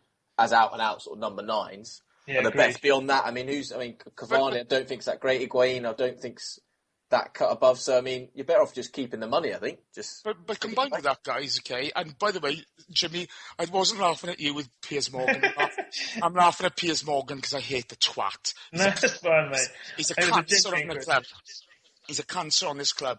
But look, guys, the bottom line is, if the actual information is coming out of the club as to who we are actually after, okay, and is in the public domain, then the club aren't doing the job properly. Because you do not want it flying around who we're after. It should be done in secret. Yes, people let things slip, right? But, the club should keep transfers, confidential. But, coming back to Real Madrid, challenging Barcelona, they're not going to follow their model exactly. But why would you get rid of Benzema's goals? I mean, Danny's got some stats on Benzema's goals. Danny. Yes, right. Between 2010 and 2013, Ozil and Benzema together all competitions for Real Madrid. I'm not saying how many days they played together, but Ozil 157 games, Benzema 150 games. So most of those they played together. Ozil 27 goals and 73 assists. Benzema 78 goals and 44 assists. Maybe that would be why they want. There's so much talk about Benzema coming to Arsenal, because maybe that is going to get the best out of Ozil. Because to be honest, Ozil is on a different level from everybody in that team apart from Sanchez. It is like Thierry Henry playing with our reserves, because the French lamppost is, no goals in 8 games. He is so out of form, it is ridiculous. Theo, I think he'd be a first choice start. You can't be on a different level if you're actually unable to adapt your game through the players that are around you. If you're genuinely world class, you can fit in with who's around you. The argument that Ozil is so good, but he can't actually be any good because he hasn't got the runner, is just not good enough. No, sorry. I understand the point that he could be even better and why it would work for him. But when you cost £45 million and you get 200k a week and you're lauded as one of the best players in the world, you are capable of adapting your game to what you've got around you. So why has he done? Oh, go on. I was going to say, Ozil's had, certainly March, April time last year, he had more assists than any player in the league since he joined. So I don't know why everyone's bashing him for saying he's been rubbish. I reckon it would so much more. He hasn't been rubbish, has he? He just hasn't sparkled. I don't think he's been rubbish at all. He's been good. I thought pre-season him and Ramsey were really getting a good understanding. He hasn't had a fair whack, I think. First time he came late, so he came late from Real Madrid, late in that window. He's not had a pre-season. Second time he had the World Cup, so he didn't get a proper pre-season. This is his first full crack, I think. I admit he's not been at the World Cup. Huh? All the other players in world football have a World Cup as well. Yeah, but Sanchez didn't go to the final, did he? Well, like 10 days. 10 days more. It's 3 games more. Yeah, it's actually more. I think. Well, I do think it's the emotional impact of winning it, and then actually you then come back and you play like flat games that don't mean much, and it's hard to get up. I do see that there's a bit of an issue there. It's not that Ozil is not like a disaster. He's not a terrible player. We just know he could and should be better for us. Yeah, that's I don't. quite nice, amazing. I think Ozil gets a terrible ordeal. Like, come on, you go, Tim. You go to the games. A lot of us go to the game. You go there week in, week out, and you get Ozil when we manage to unlock him in the pockets. I mean, the guy is just mesmerising to watch. I mean, I have to pick my jaw up off the floor. He looks like he's 8 or 10 seconds quicker than the rest of the game. I mean, like and I do honestly believe that he's always played with a player that can transition through first and second gear through the channels, and Giroud plays a fantastic game with his back to goal. I mean, he's probably one of the best centre forwards I've seen at Arsenal. Take the ball down from the long ball from the keeper or anything from centre half, but he can't play through the channel with the transition from midfield to up front. I mean, Sanchez, Welbeck, Walcott, Chamberlain, Wilshere even, they just leave him in his dust. So who's your option through the middle between the two centre halves or the fullback and the centre half, which is where Erdl picks out that pass every single time if you've not got an option running into it? To be honest with you guys, you look at it, this, with the injuries he suffered and so forth, and as we said, the emotional roller coaster of winning the World Cup, he's not exactly an extrovert. He's not a Alexis Sanchez. The guy's an introverted fella. He's not going to react like the big time Charlies, is he? And it's up to other players to step up. We saw on Sunday how poor we can be. They've all got to pull their socks up and get on form and get on message. No, I agree with you, Jace. I think. Sorry. Go on. I was just going to say. Simon. I was just going to say, I think Martin Tyler said it brilliantly, because I was lucky enough to watch all of the pre-season friendlies in Singapore, and Ozil was special out there. I know the opposition were poor, but and Tyler said it's so funny with Ozil because he does it in such a nonchalant way. 90% of the time, you just acknowledge that it's him in his natural game. If it was Ramsey or Cazorla or Chamberlain, it's extroverted and it's talked about like what a great pass and what a great this. But because his game is played in such a sort of freestanding, nonchalant way that he just sort of caresses the ball around and flows, like so much of it goes unnoticed. And I couldn't agree more with Tyler there. I think there's a really good analysis of how Ozil plays the game. It's so free-flowing and easy how he sort of caresses the ball around the park. He really is a wizard, and I think we could win the title if we can build a team around him. I'm absolutely adamant about it. Do you, I don't know if you guys agree with this statement, but do you think Alexis Sanchez coming in and having such a great first season probably impacts on Ozil because was in his second season and he didn't appear to live up to the hype that he arrived with? Is there anyone that would agree with that? Yeah, I do. I think it's going to be harder for Sanchez next season, or this coming season, because people are going to go, well, he scored, 15 or 16 Premier League goals, 25 goals in total, and he's not going to do that this season because, I doubt very much he's going to have to play up front on his own. But he's a player who can play in so many positions, but I bet if he'd have played Ozil up front last season, he'd have probably got a little bit more goals. I don't think Ozil is greedy enough. That's part of his problem. Yeah, but what Sky need to do is, when Arsenal are playing, have a camera and just have the option to watch Ozil for the entire game, and then people will go, oh my God, look what he's running back, he's going wide, he's covering the ball, he's doing everything. He's just so good. He's almost too good for the rest of the players in our team. And yeah, like Tim said, he should adapt to that, but maybe it's just hard because he's so good. But look at last season, okay? And we had Giroud getting injured, then Ozil getting injured. At the back, the only ever present was Mertesacker. Up front, it was Sanchez. The focal points of the team changed. The way we played, who we played through, they changed and they developed differently because of the injuries we had.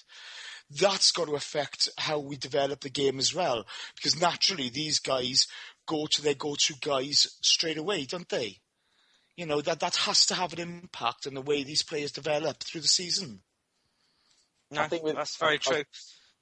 Yeah, I was just going to say with Ozil, I think from what Danny was saying, you need to watch the game completely live in the stadium to appreciate what he's doing, because so much of his stuff is done, when he drags out wide and he creates space for everyone else. You don't see it when you're watching, even when you're watching 90 minutes live on Sky, you can't appreciate what he does, throughout the game, and he gets so much abuse, but he's constantly moving, he's constantly working hard. And Wenger himself will admit, he says that Ozil works harder than anyone else. He physically works harder in the gym, sprinting and stuff. So I think, like Danny says, unless you actually sit and watch Ozil, you won't appreciate what he does for the team.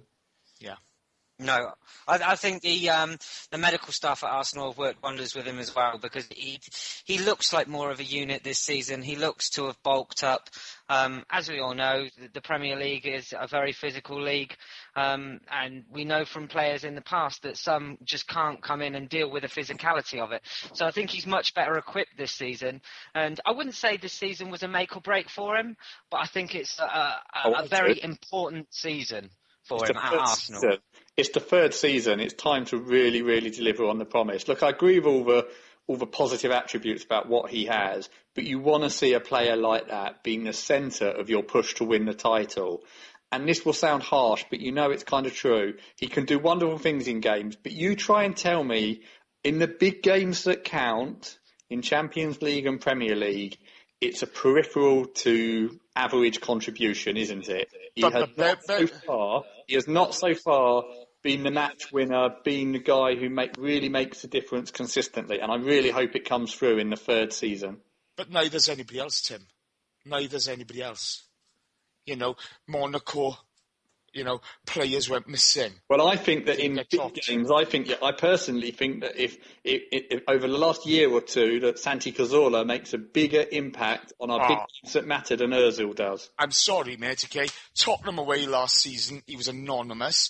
Manchester United away last season in the league, he was anonymous. Against Monaco, Santi Cazorla hardly touched the ball. He did not have any impact on those games. His standout games last season were Besiktas and Manchester City, and Manchester City never put any pressure on him.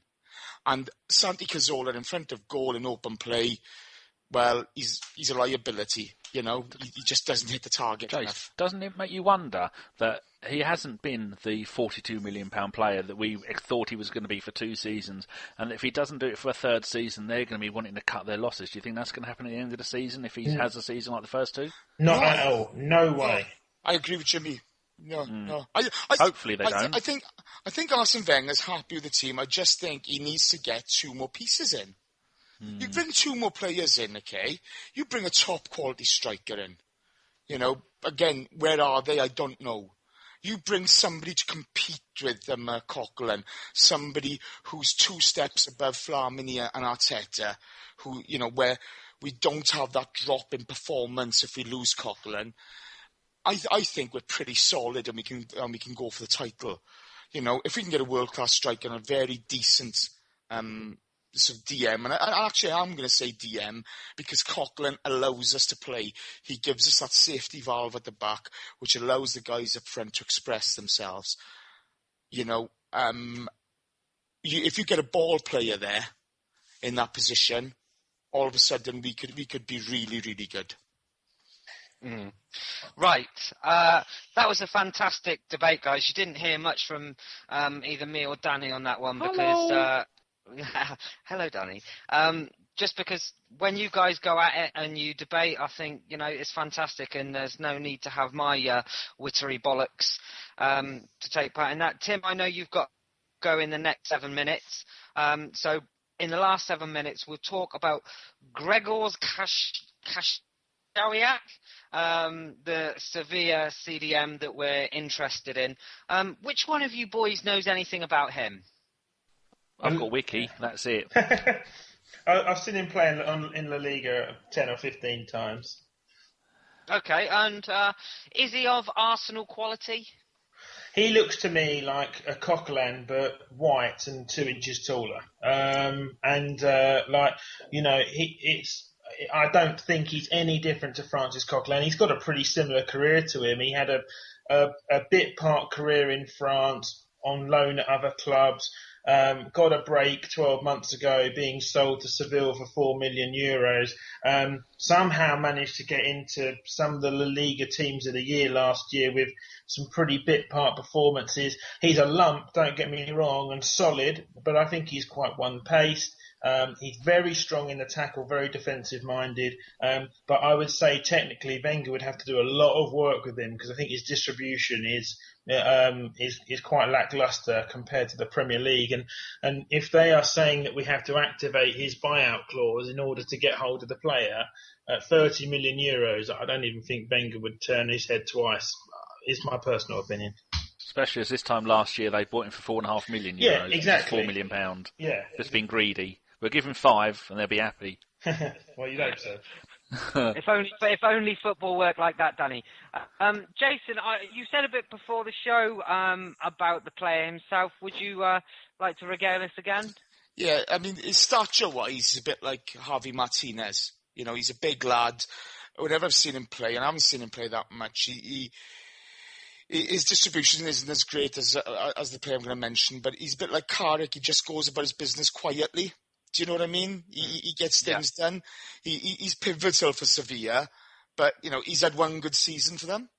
He was playing for dog shit team in France the year before. So, you know, is he good enough for us? I don't know.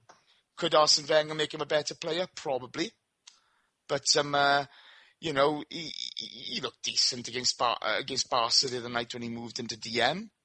But you know, we need a Threatasism in that role. You know, what Coughlin has given us in that DM role is a Threatasism. You know? If we can get a player with that sort of a Threatasism and that sort of tenacity and discipline with ball-playing skills, then great. I don't really care about the person's name and who the player is. If the manager thinks he's right for the team, great. Krychowiak, okay. I don't know.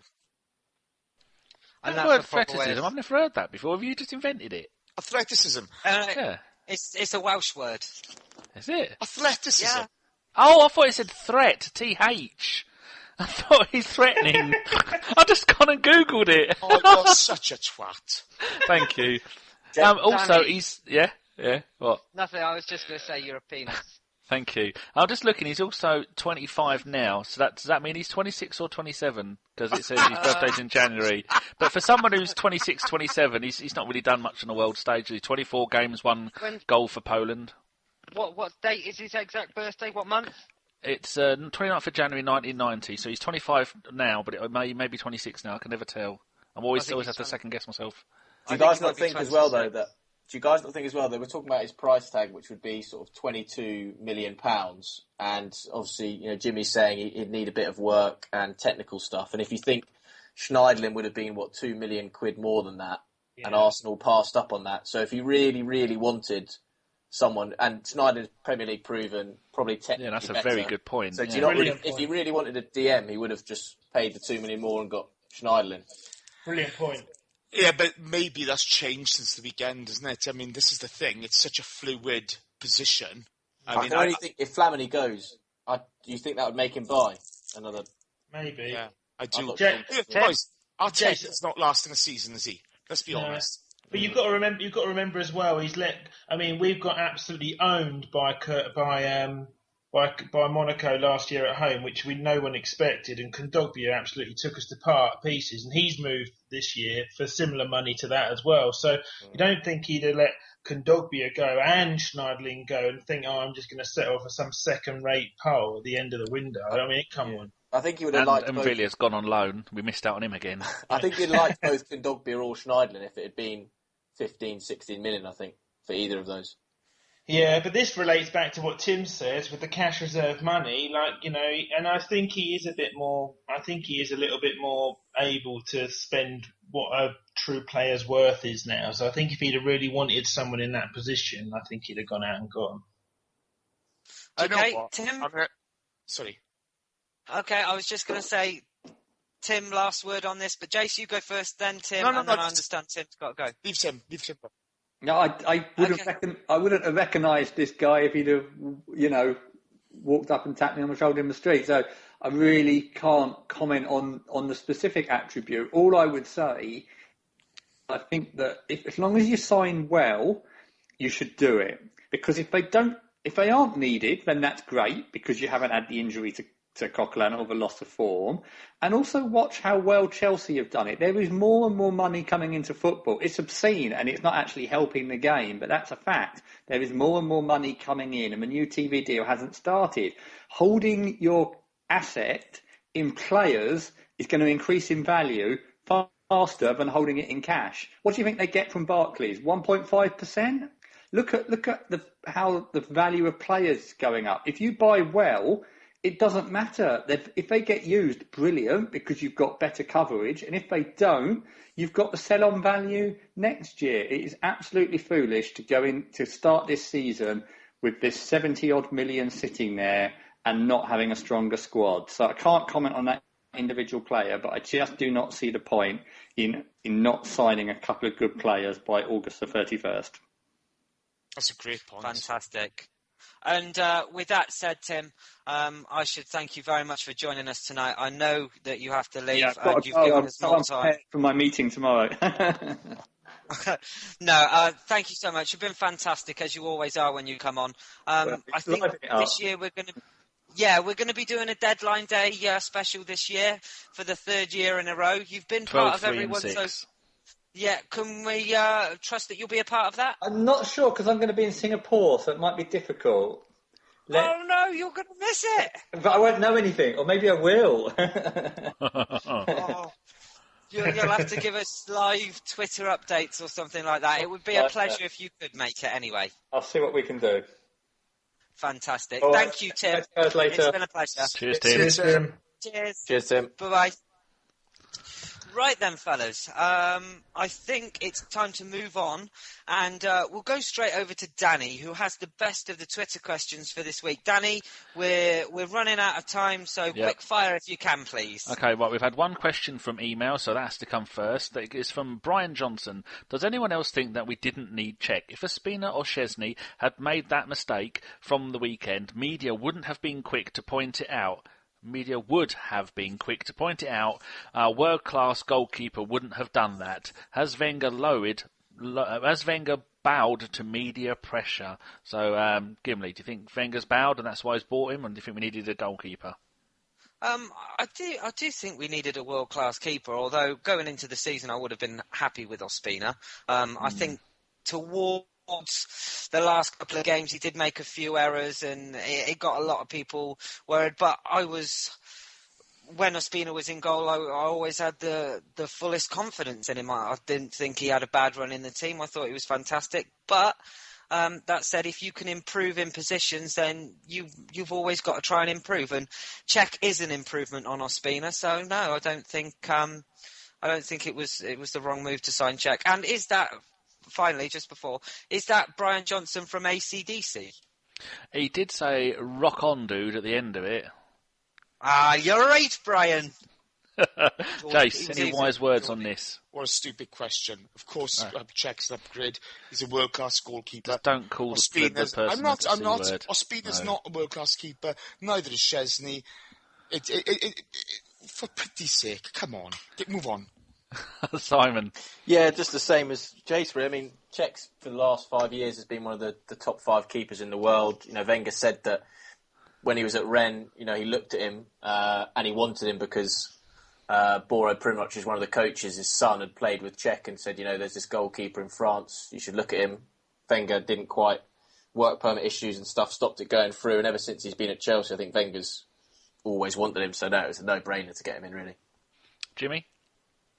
Well, isn't he like 3 or 4 clean sheets away from an all-time Premier League record? I mean, I think we can just leave it at that. I mean, so I know he's played in front of a pretty good back four, but you're going to think that on the basis of he's actually made some world-class saves in his time, and we need people in our squad that are proven at winning championships, and he's won just about every sort of piece of silverware there is. So he can only benefit the squad, can't he? He's certainly not going to hinder it at 10 million quid, that's for sure.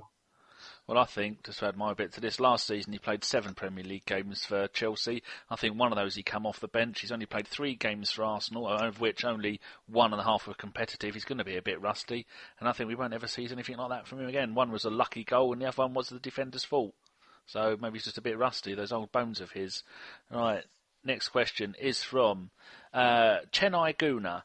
Wenger says that the team was nervous. What do you think? And we'll start with going in the reverse order, Jimmy. Oh, I mean, he's the best cover-up artist there is, isn't he?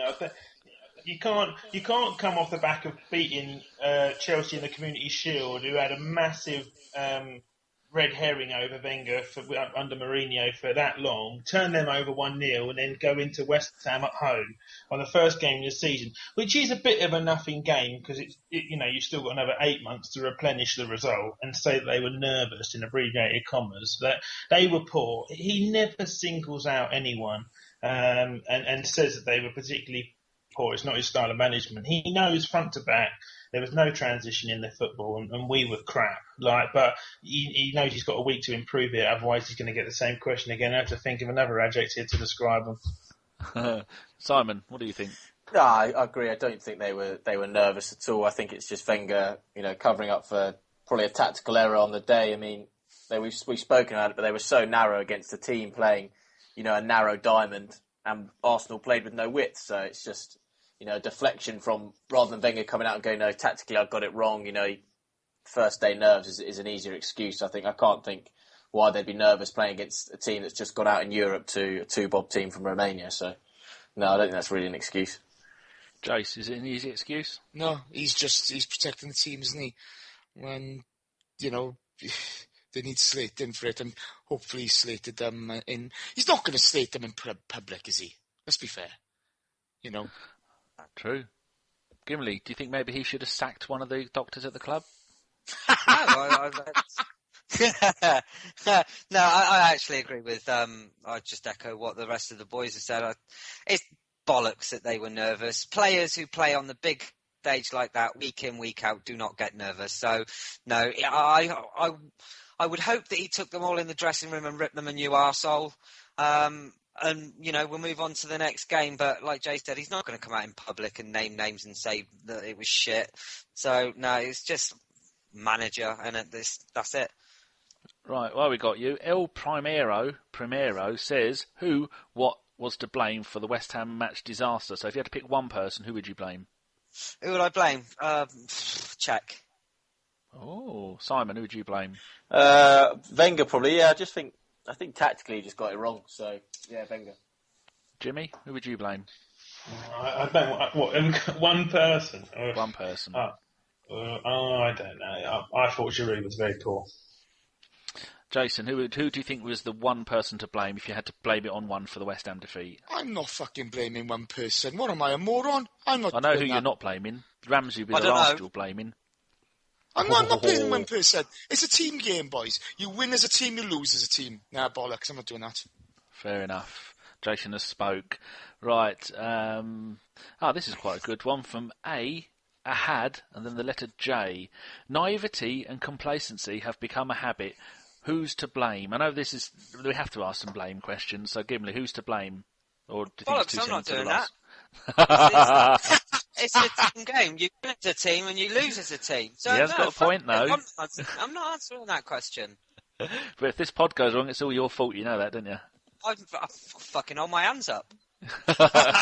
Better start raising them then. Better get the deodorant out. Simon, do you think that question has an answer, or is it too similar to the last one? I don't think that they're being naive or complacent. I think it's just, it's difficult against teams like that where they come up and they sit up in front of the ball. I don't think it's Arsenal played against teams like that so many times. They can't be naive to it and not aware of it. And complacent, yeah, maybe, but I don't think, like Jason said, it's a collective squad effort. And if one player is being complacent, then it's going to rub off on the whole team. So you can't really pin it on one person.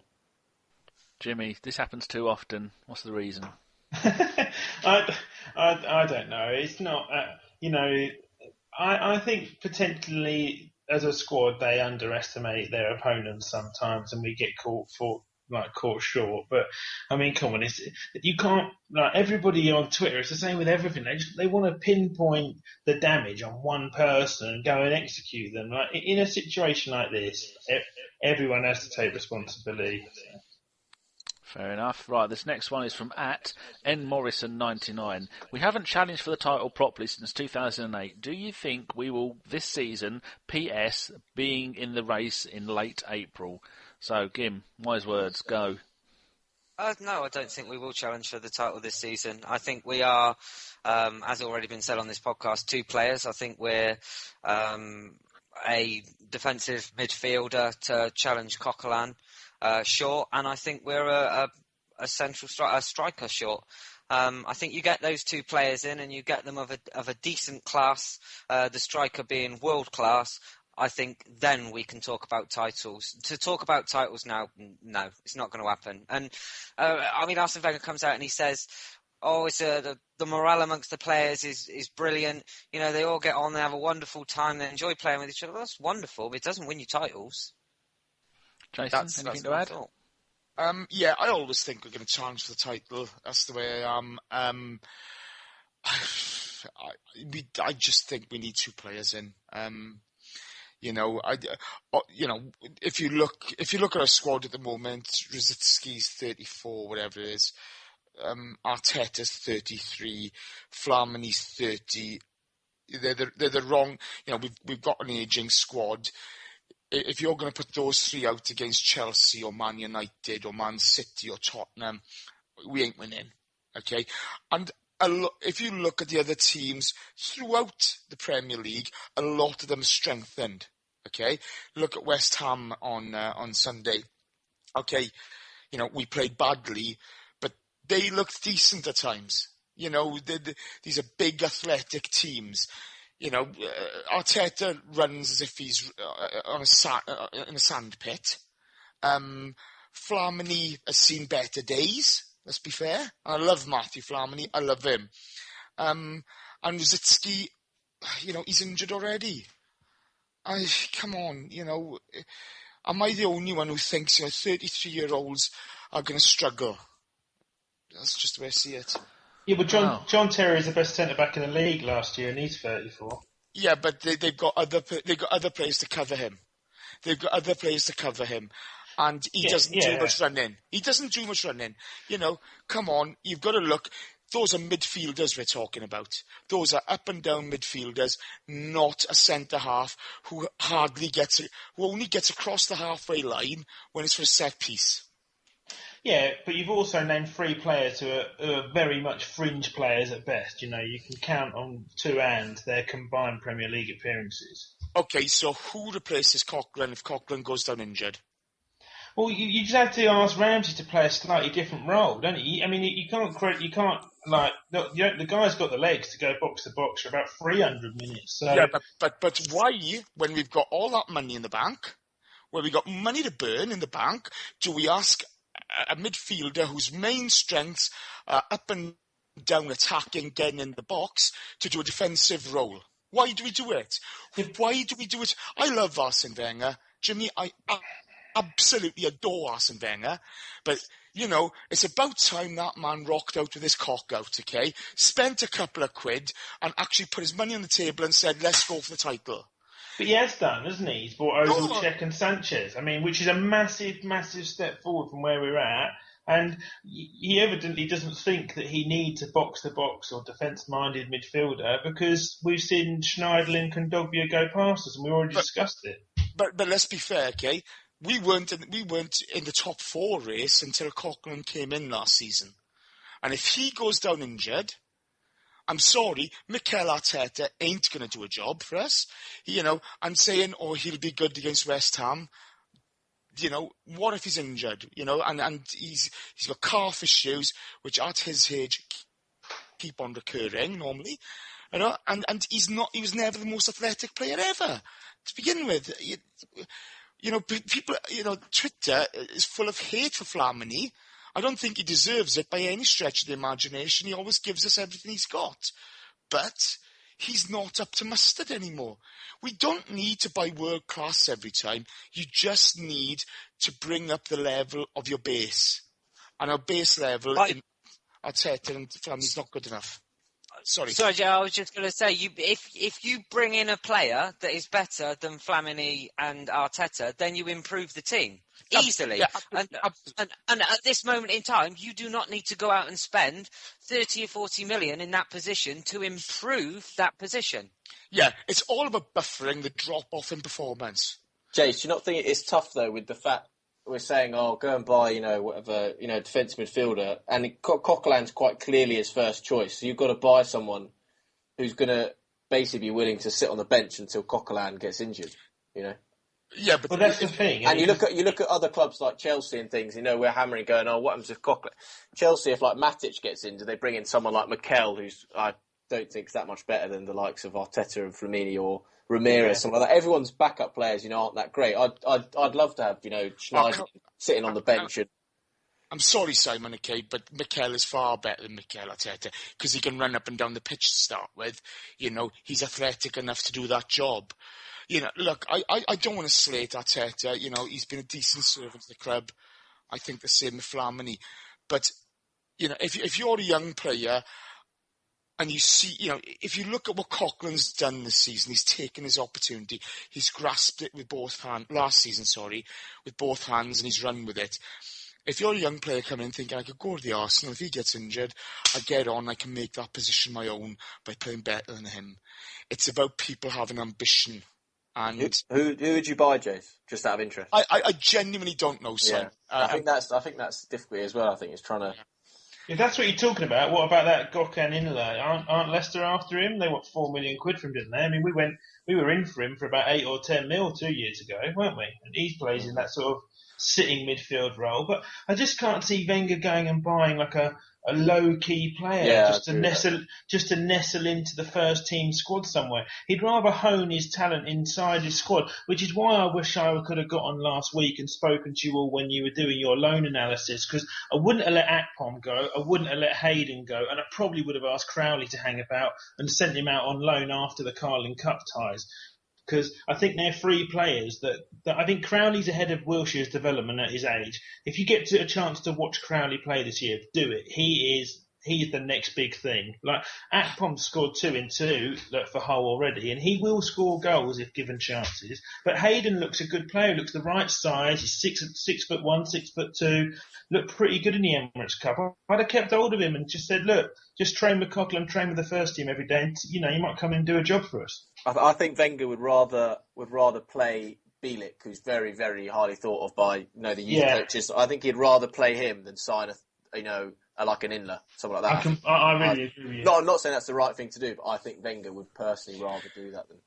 But do you know what? But if that's his plan, fair enough. If he's got a plan for that position, I don't really mind.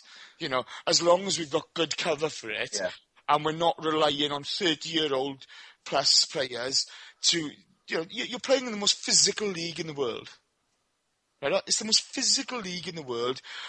Poor Mikel Arteta, he's 33 now. He should be having his pipe and slippers, feet up, you know? A little apple crumble and custard being brought to him. You know, he's been a decent servant to us, but he ain't all that. One more question you've all had to say on that one. This is from Will Ellis from Twitter. Why are we the most inactive team for transfers in the Premier League when, as usual, we are only a couple of signings away? Any thoughts on this, Gim? You've been quiet? No, Arsenal just frustrate the shit out of me in the transfer windows. A couple of years back, weren't we? We were so close it appeared to something great, but just his inability to be able to bring a couple of people in the January window probably, you know, just ruined our season. It's frustrating. I couldn't tell you why. You know, we all know he's very clever in the way he spends his money. And it would be very, very easy to overpay on players. He's very careful not to overpay on players. But, you know, from a fan's perspective, yeah, it just frustrates the shit out of you, doesn't it? But I couldn't, for the life of me, tell you why. Oh, fair enough. Simon?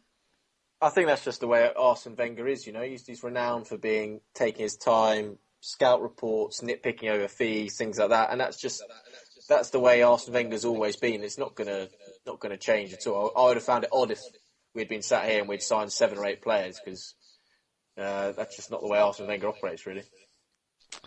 Oh, it is. I mean, I've just done this thing that I've just having a look on my computer. That have done the 20 Premier League teams and the money they've spent. Man United 76, Liverpool 75, Man City 62, then Villa 44, Newcastle 34, then all the way down to the bottom. Everton 6, Norwich 8, Swansea 9, us 14, and with that 14, I've included the £4.5 million that we've spent on the French boys and a couple of other youngsters. Jimmy, any thoughts on that? Yeah, well, bar Schneidlin, which I do think is a very good signing for a side, and I think he'll come good in time. I think he needs time bedded into a top 4 side before he shows his Southampton form. But I don't think anyone in the Premier League bought anyone of really real substance. 50 million for Sterling was just atrocious, I think. I think people who got Man United fans are like wanking off into a sock about Schweinsteiger. Like, the guy is over the hill of his best days. Like, he will share that position with Carrick, and Schneiderlin will be the linchpin of that midfield eventually. And other than that, like they've not got. I still think they've got a really ropey defence, and if De Gea goes, I think United will struggle to finish fourth. There's. I don't think anyone in England's done anything really massive yet. Chelsea have taken a punt on Falcao. Would you have bought him 40, 35 or 40 million this year after watching him for a year at United? I wouldn't. No, fuck no. I wouldn't have paid 10 for him. I would have sat on my about hat. 36. Yeah, 40. Well, God, I reckon he's got more passports than the whole of Nigeria. That guy.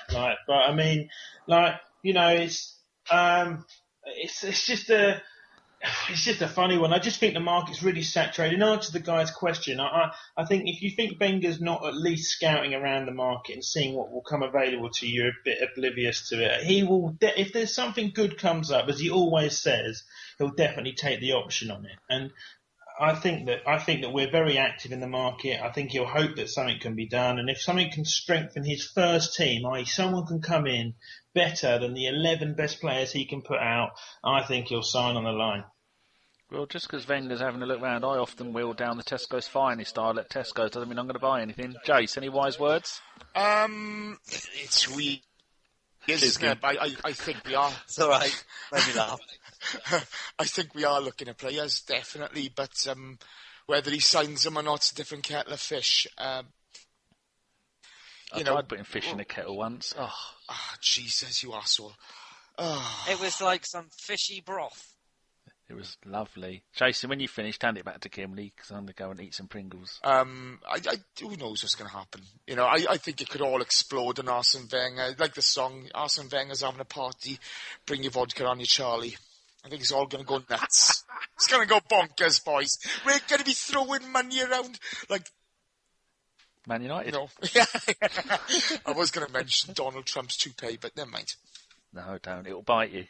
Has anyone seen the video that I tweeted of Donald Trump the other day? Cracking. No. He's dancing to some music. Oh, it's brilliant. Trawl back through my tweets and watch it. It is fucking hilarious. Anyway, so that's it then. All that's left for us to do is the shout-outs this week. So, Danny, I'm going to start with you. Put the Pringles down. I hadn't picked them up yet. The two that I want to do is other podcasts. It's always nice when other people go to the bother of starting up a new podcast. So I'm just going to go and find out what they're called. The first one is called Our Lot in Block 5, which is at OURLOTPOD. I get the feeling, I've listened to the first one, it's 45 minutes, it's very good. It's just a load of blokes that have been going to the Arsenal for many, many moons, and they're having a good old chit-chat, and it's a little bit like the Tuesday Club. I don't think they're trying to do it organised like we do and have all wonderful guests and things like that. It's just a group of mates having a laugh about Arsenal, and that's the kind of thing that you want to hear, because, go and give them a listen. I listened to it the other day and I quite liked it, and the other one isn't. I was going to say, Danny, that's what we were all about until you turned this all corporate. It's just about fans having a laugh, and then it's all gone wonky. Yeah. And the other one is an Arsenal podcast started for Miami Gooners. Now, for the life of me, I cannot find their followed me, because I'm looking back through the people that followed me, and I might have to interrupt you later when I find it. Danny, I've got it here. Have you? Yeah, bear me a second. Where are they? I've got so many followers to look for. Is this the bunch, Danny, that are going to drench Jogosaurus when Benzema doesn't sign for us? I've got no idea. But I've listened to both of these pods and they're pretty good. I like the both of them, and I'll be listening again. It's at Arsenal. Hashtag Jogosaurus. Woof. Love Why that one, can't I Stu. find them? They're definitely... Oh, here we go. It's Arsenal MIA podcast, which is at 305cast. And both of those podcasts both said they saw us and used us as a bit of inspiration to do their own one, which means they'll be bankrupt within the end of the week and all in prison. So, yeah, good luck to both those podcasts. Go give them both a listen. And, yeah, it's there's 27 Arsenal podcasts out there now, so plenty to choose from. Fantastic. I'm going to do mine next, and mine goes to, you might remember him, our angry Venezuelan John, who is at Guna in BCN. I still speak to John regularly, even though he doesn't do the pod anymore. But just an absolutely cracking bloke. So go and give him a follow, and tell him Gimli said hi. We're going to move to Jace next. Yeah, right. Our Scottish friend, Jockman, at Jockman AFC, and to all the ITKs out there and people with friends in immigration offices and so forth, go fuck yourselves, you bunch of fucking twats. You are fucking annoying me. Such a bunch of cunts seeking attention, you. When you shove your heads back up your asses, you fucking pricks. And that's me done. I'd like to do a shout out to Jason Davies because he's my hero. And if we did have any sponsors, we don't anymore. This podcast was brought to you courtesy of a very angry Welshman. That's Welsh justice, that's why he's here. I told you It is. They've ruined my fucking summer. My summer was all good. But no. I get a friend in the immigration office. Sanchez can't come back in the country. Oh, fuck off, you twat. Oh, Jason, don't be telling me that you haven't been using that Jenny Lizarazu, the Benzema stuff as an excuse to look for her jollies. You can't tell me that for 1 second. What's the good? Oh, if you want to meet me in the Imperial Cafe, I'll tell you all about transfers. Fuck off. See you, twat. Look at me. Yeah, I've taken a picture It's all of gone myself wrong. in front of a superstar, in front of a supercar. That means I must know people. That old cunt on there, that Con Sparks old boy.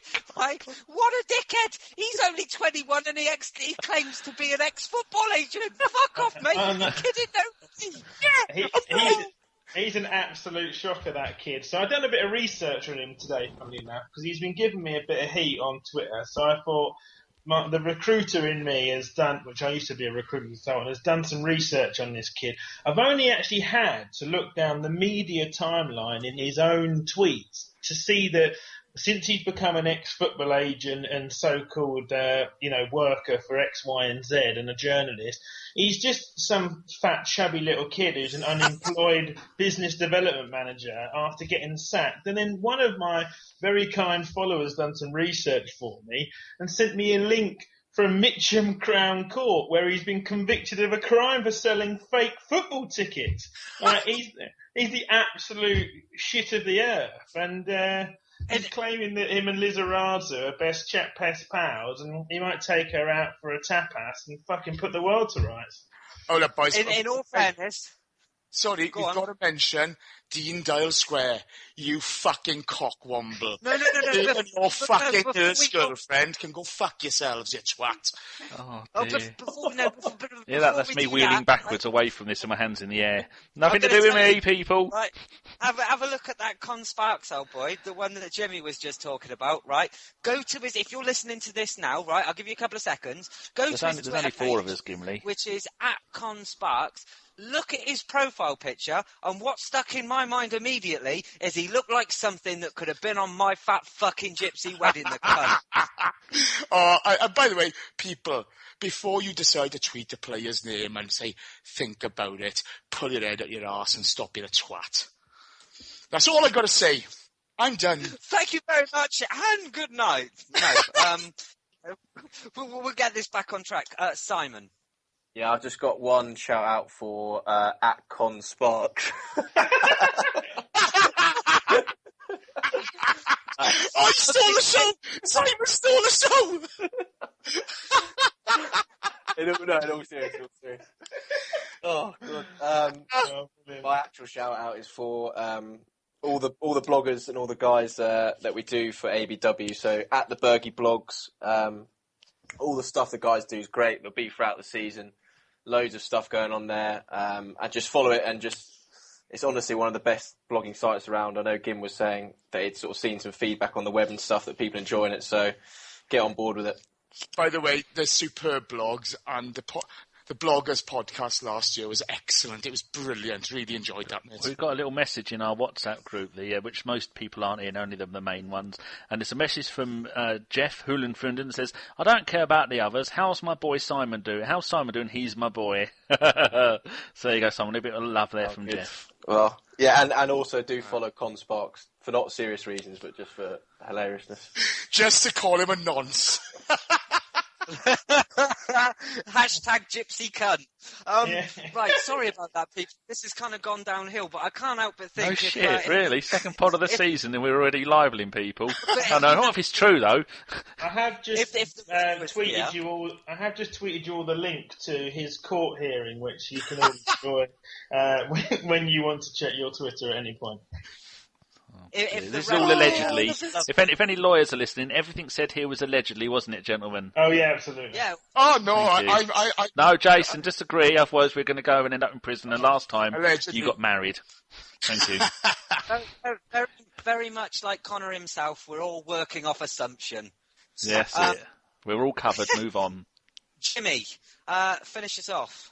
I don't really know if I can follow Simon in actually, because that was pretty good. But my shout-outs just to the consortium of Arsenal fans that follow the podcast. I'm very, very privileged to come on with you boys over the last 2 hours, and very much enjoyed it. I hope to come back another time. And my shout-outs for the Bergkamp Wonderland podcast, which is doing great things for Arsenal. And carry on, boys. Oh, it's very bit creepy, but very nice. Thank you very much. Cheers, Mosh. No, that's a touch of class. Thank you very much. Oh. Right then, all that's left is to thank my wonderful guests tonight. Thank you very much, boys. It's been a pleasure, as always. It's been something. Yeah, that was a better response than most weeks when I thank you, and it's just fucking silence. Right, stop picking on me.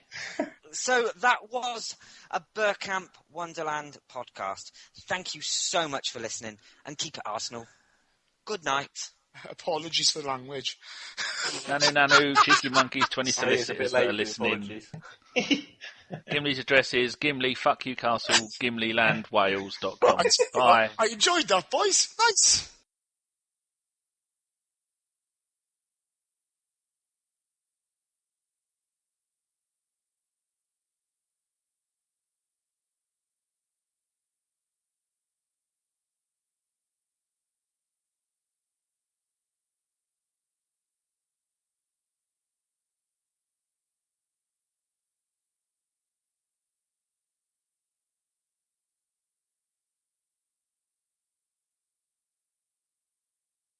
Carpenter's given me all 11 of their results. Oh, Jesus. Oh, fuck off. That's what I said. Do not go through 11 fucking results. It's about the Arsenal, not the Barbican. But we sponsor them, so I'll just say they've had 11 games and they've only lost one. That's okay. Okay, Thank you. That's fine. Very kind of you, Jace. Yes. So then we're going to talk about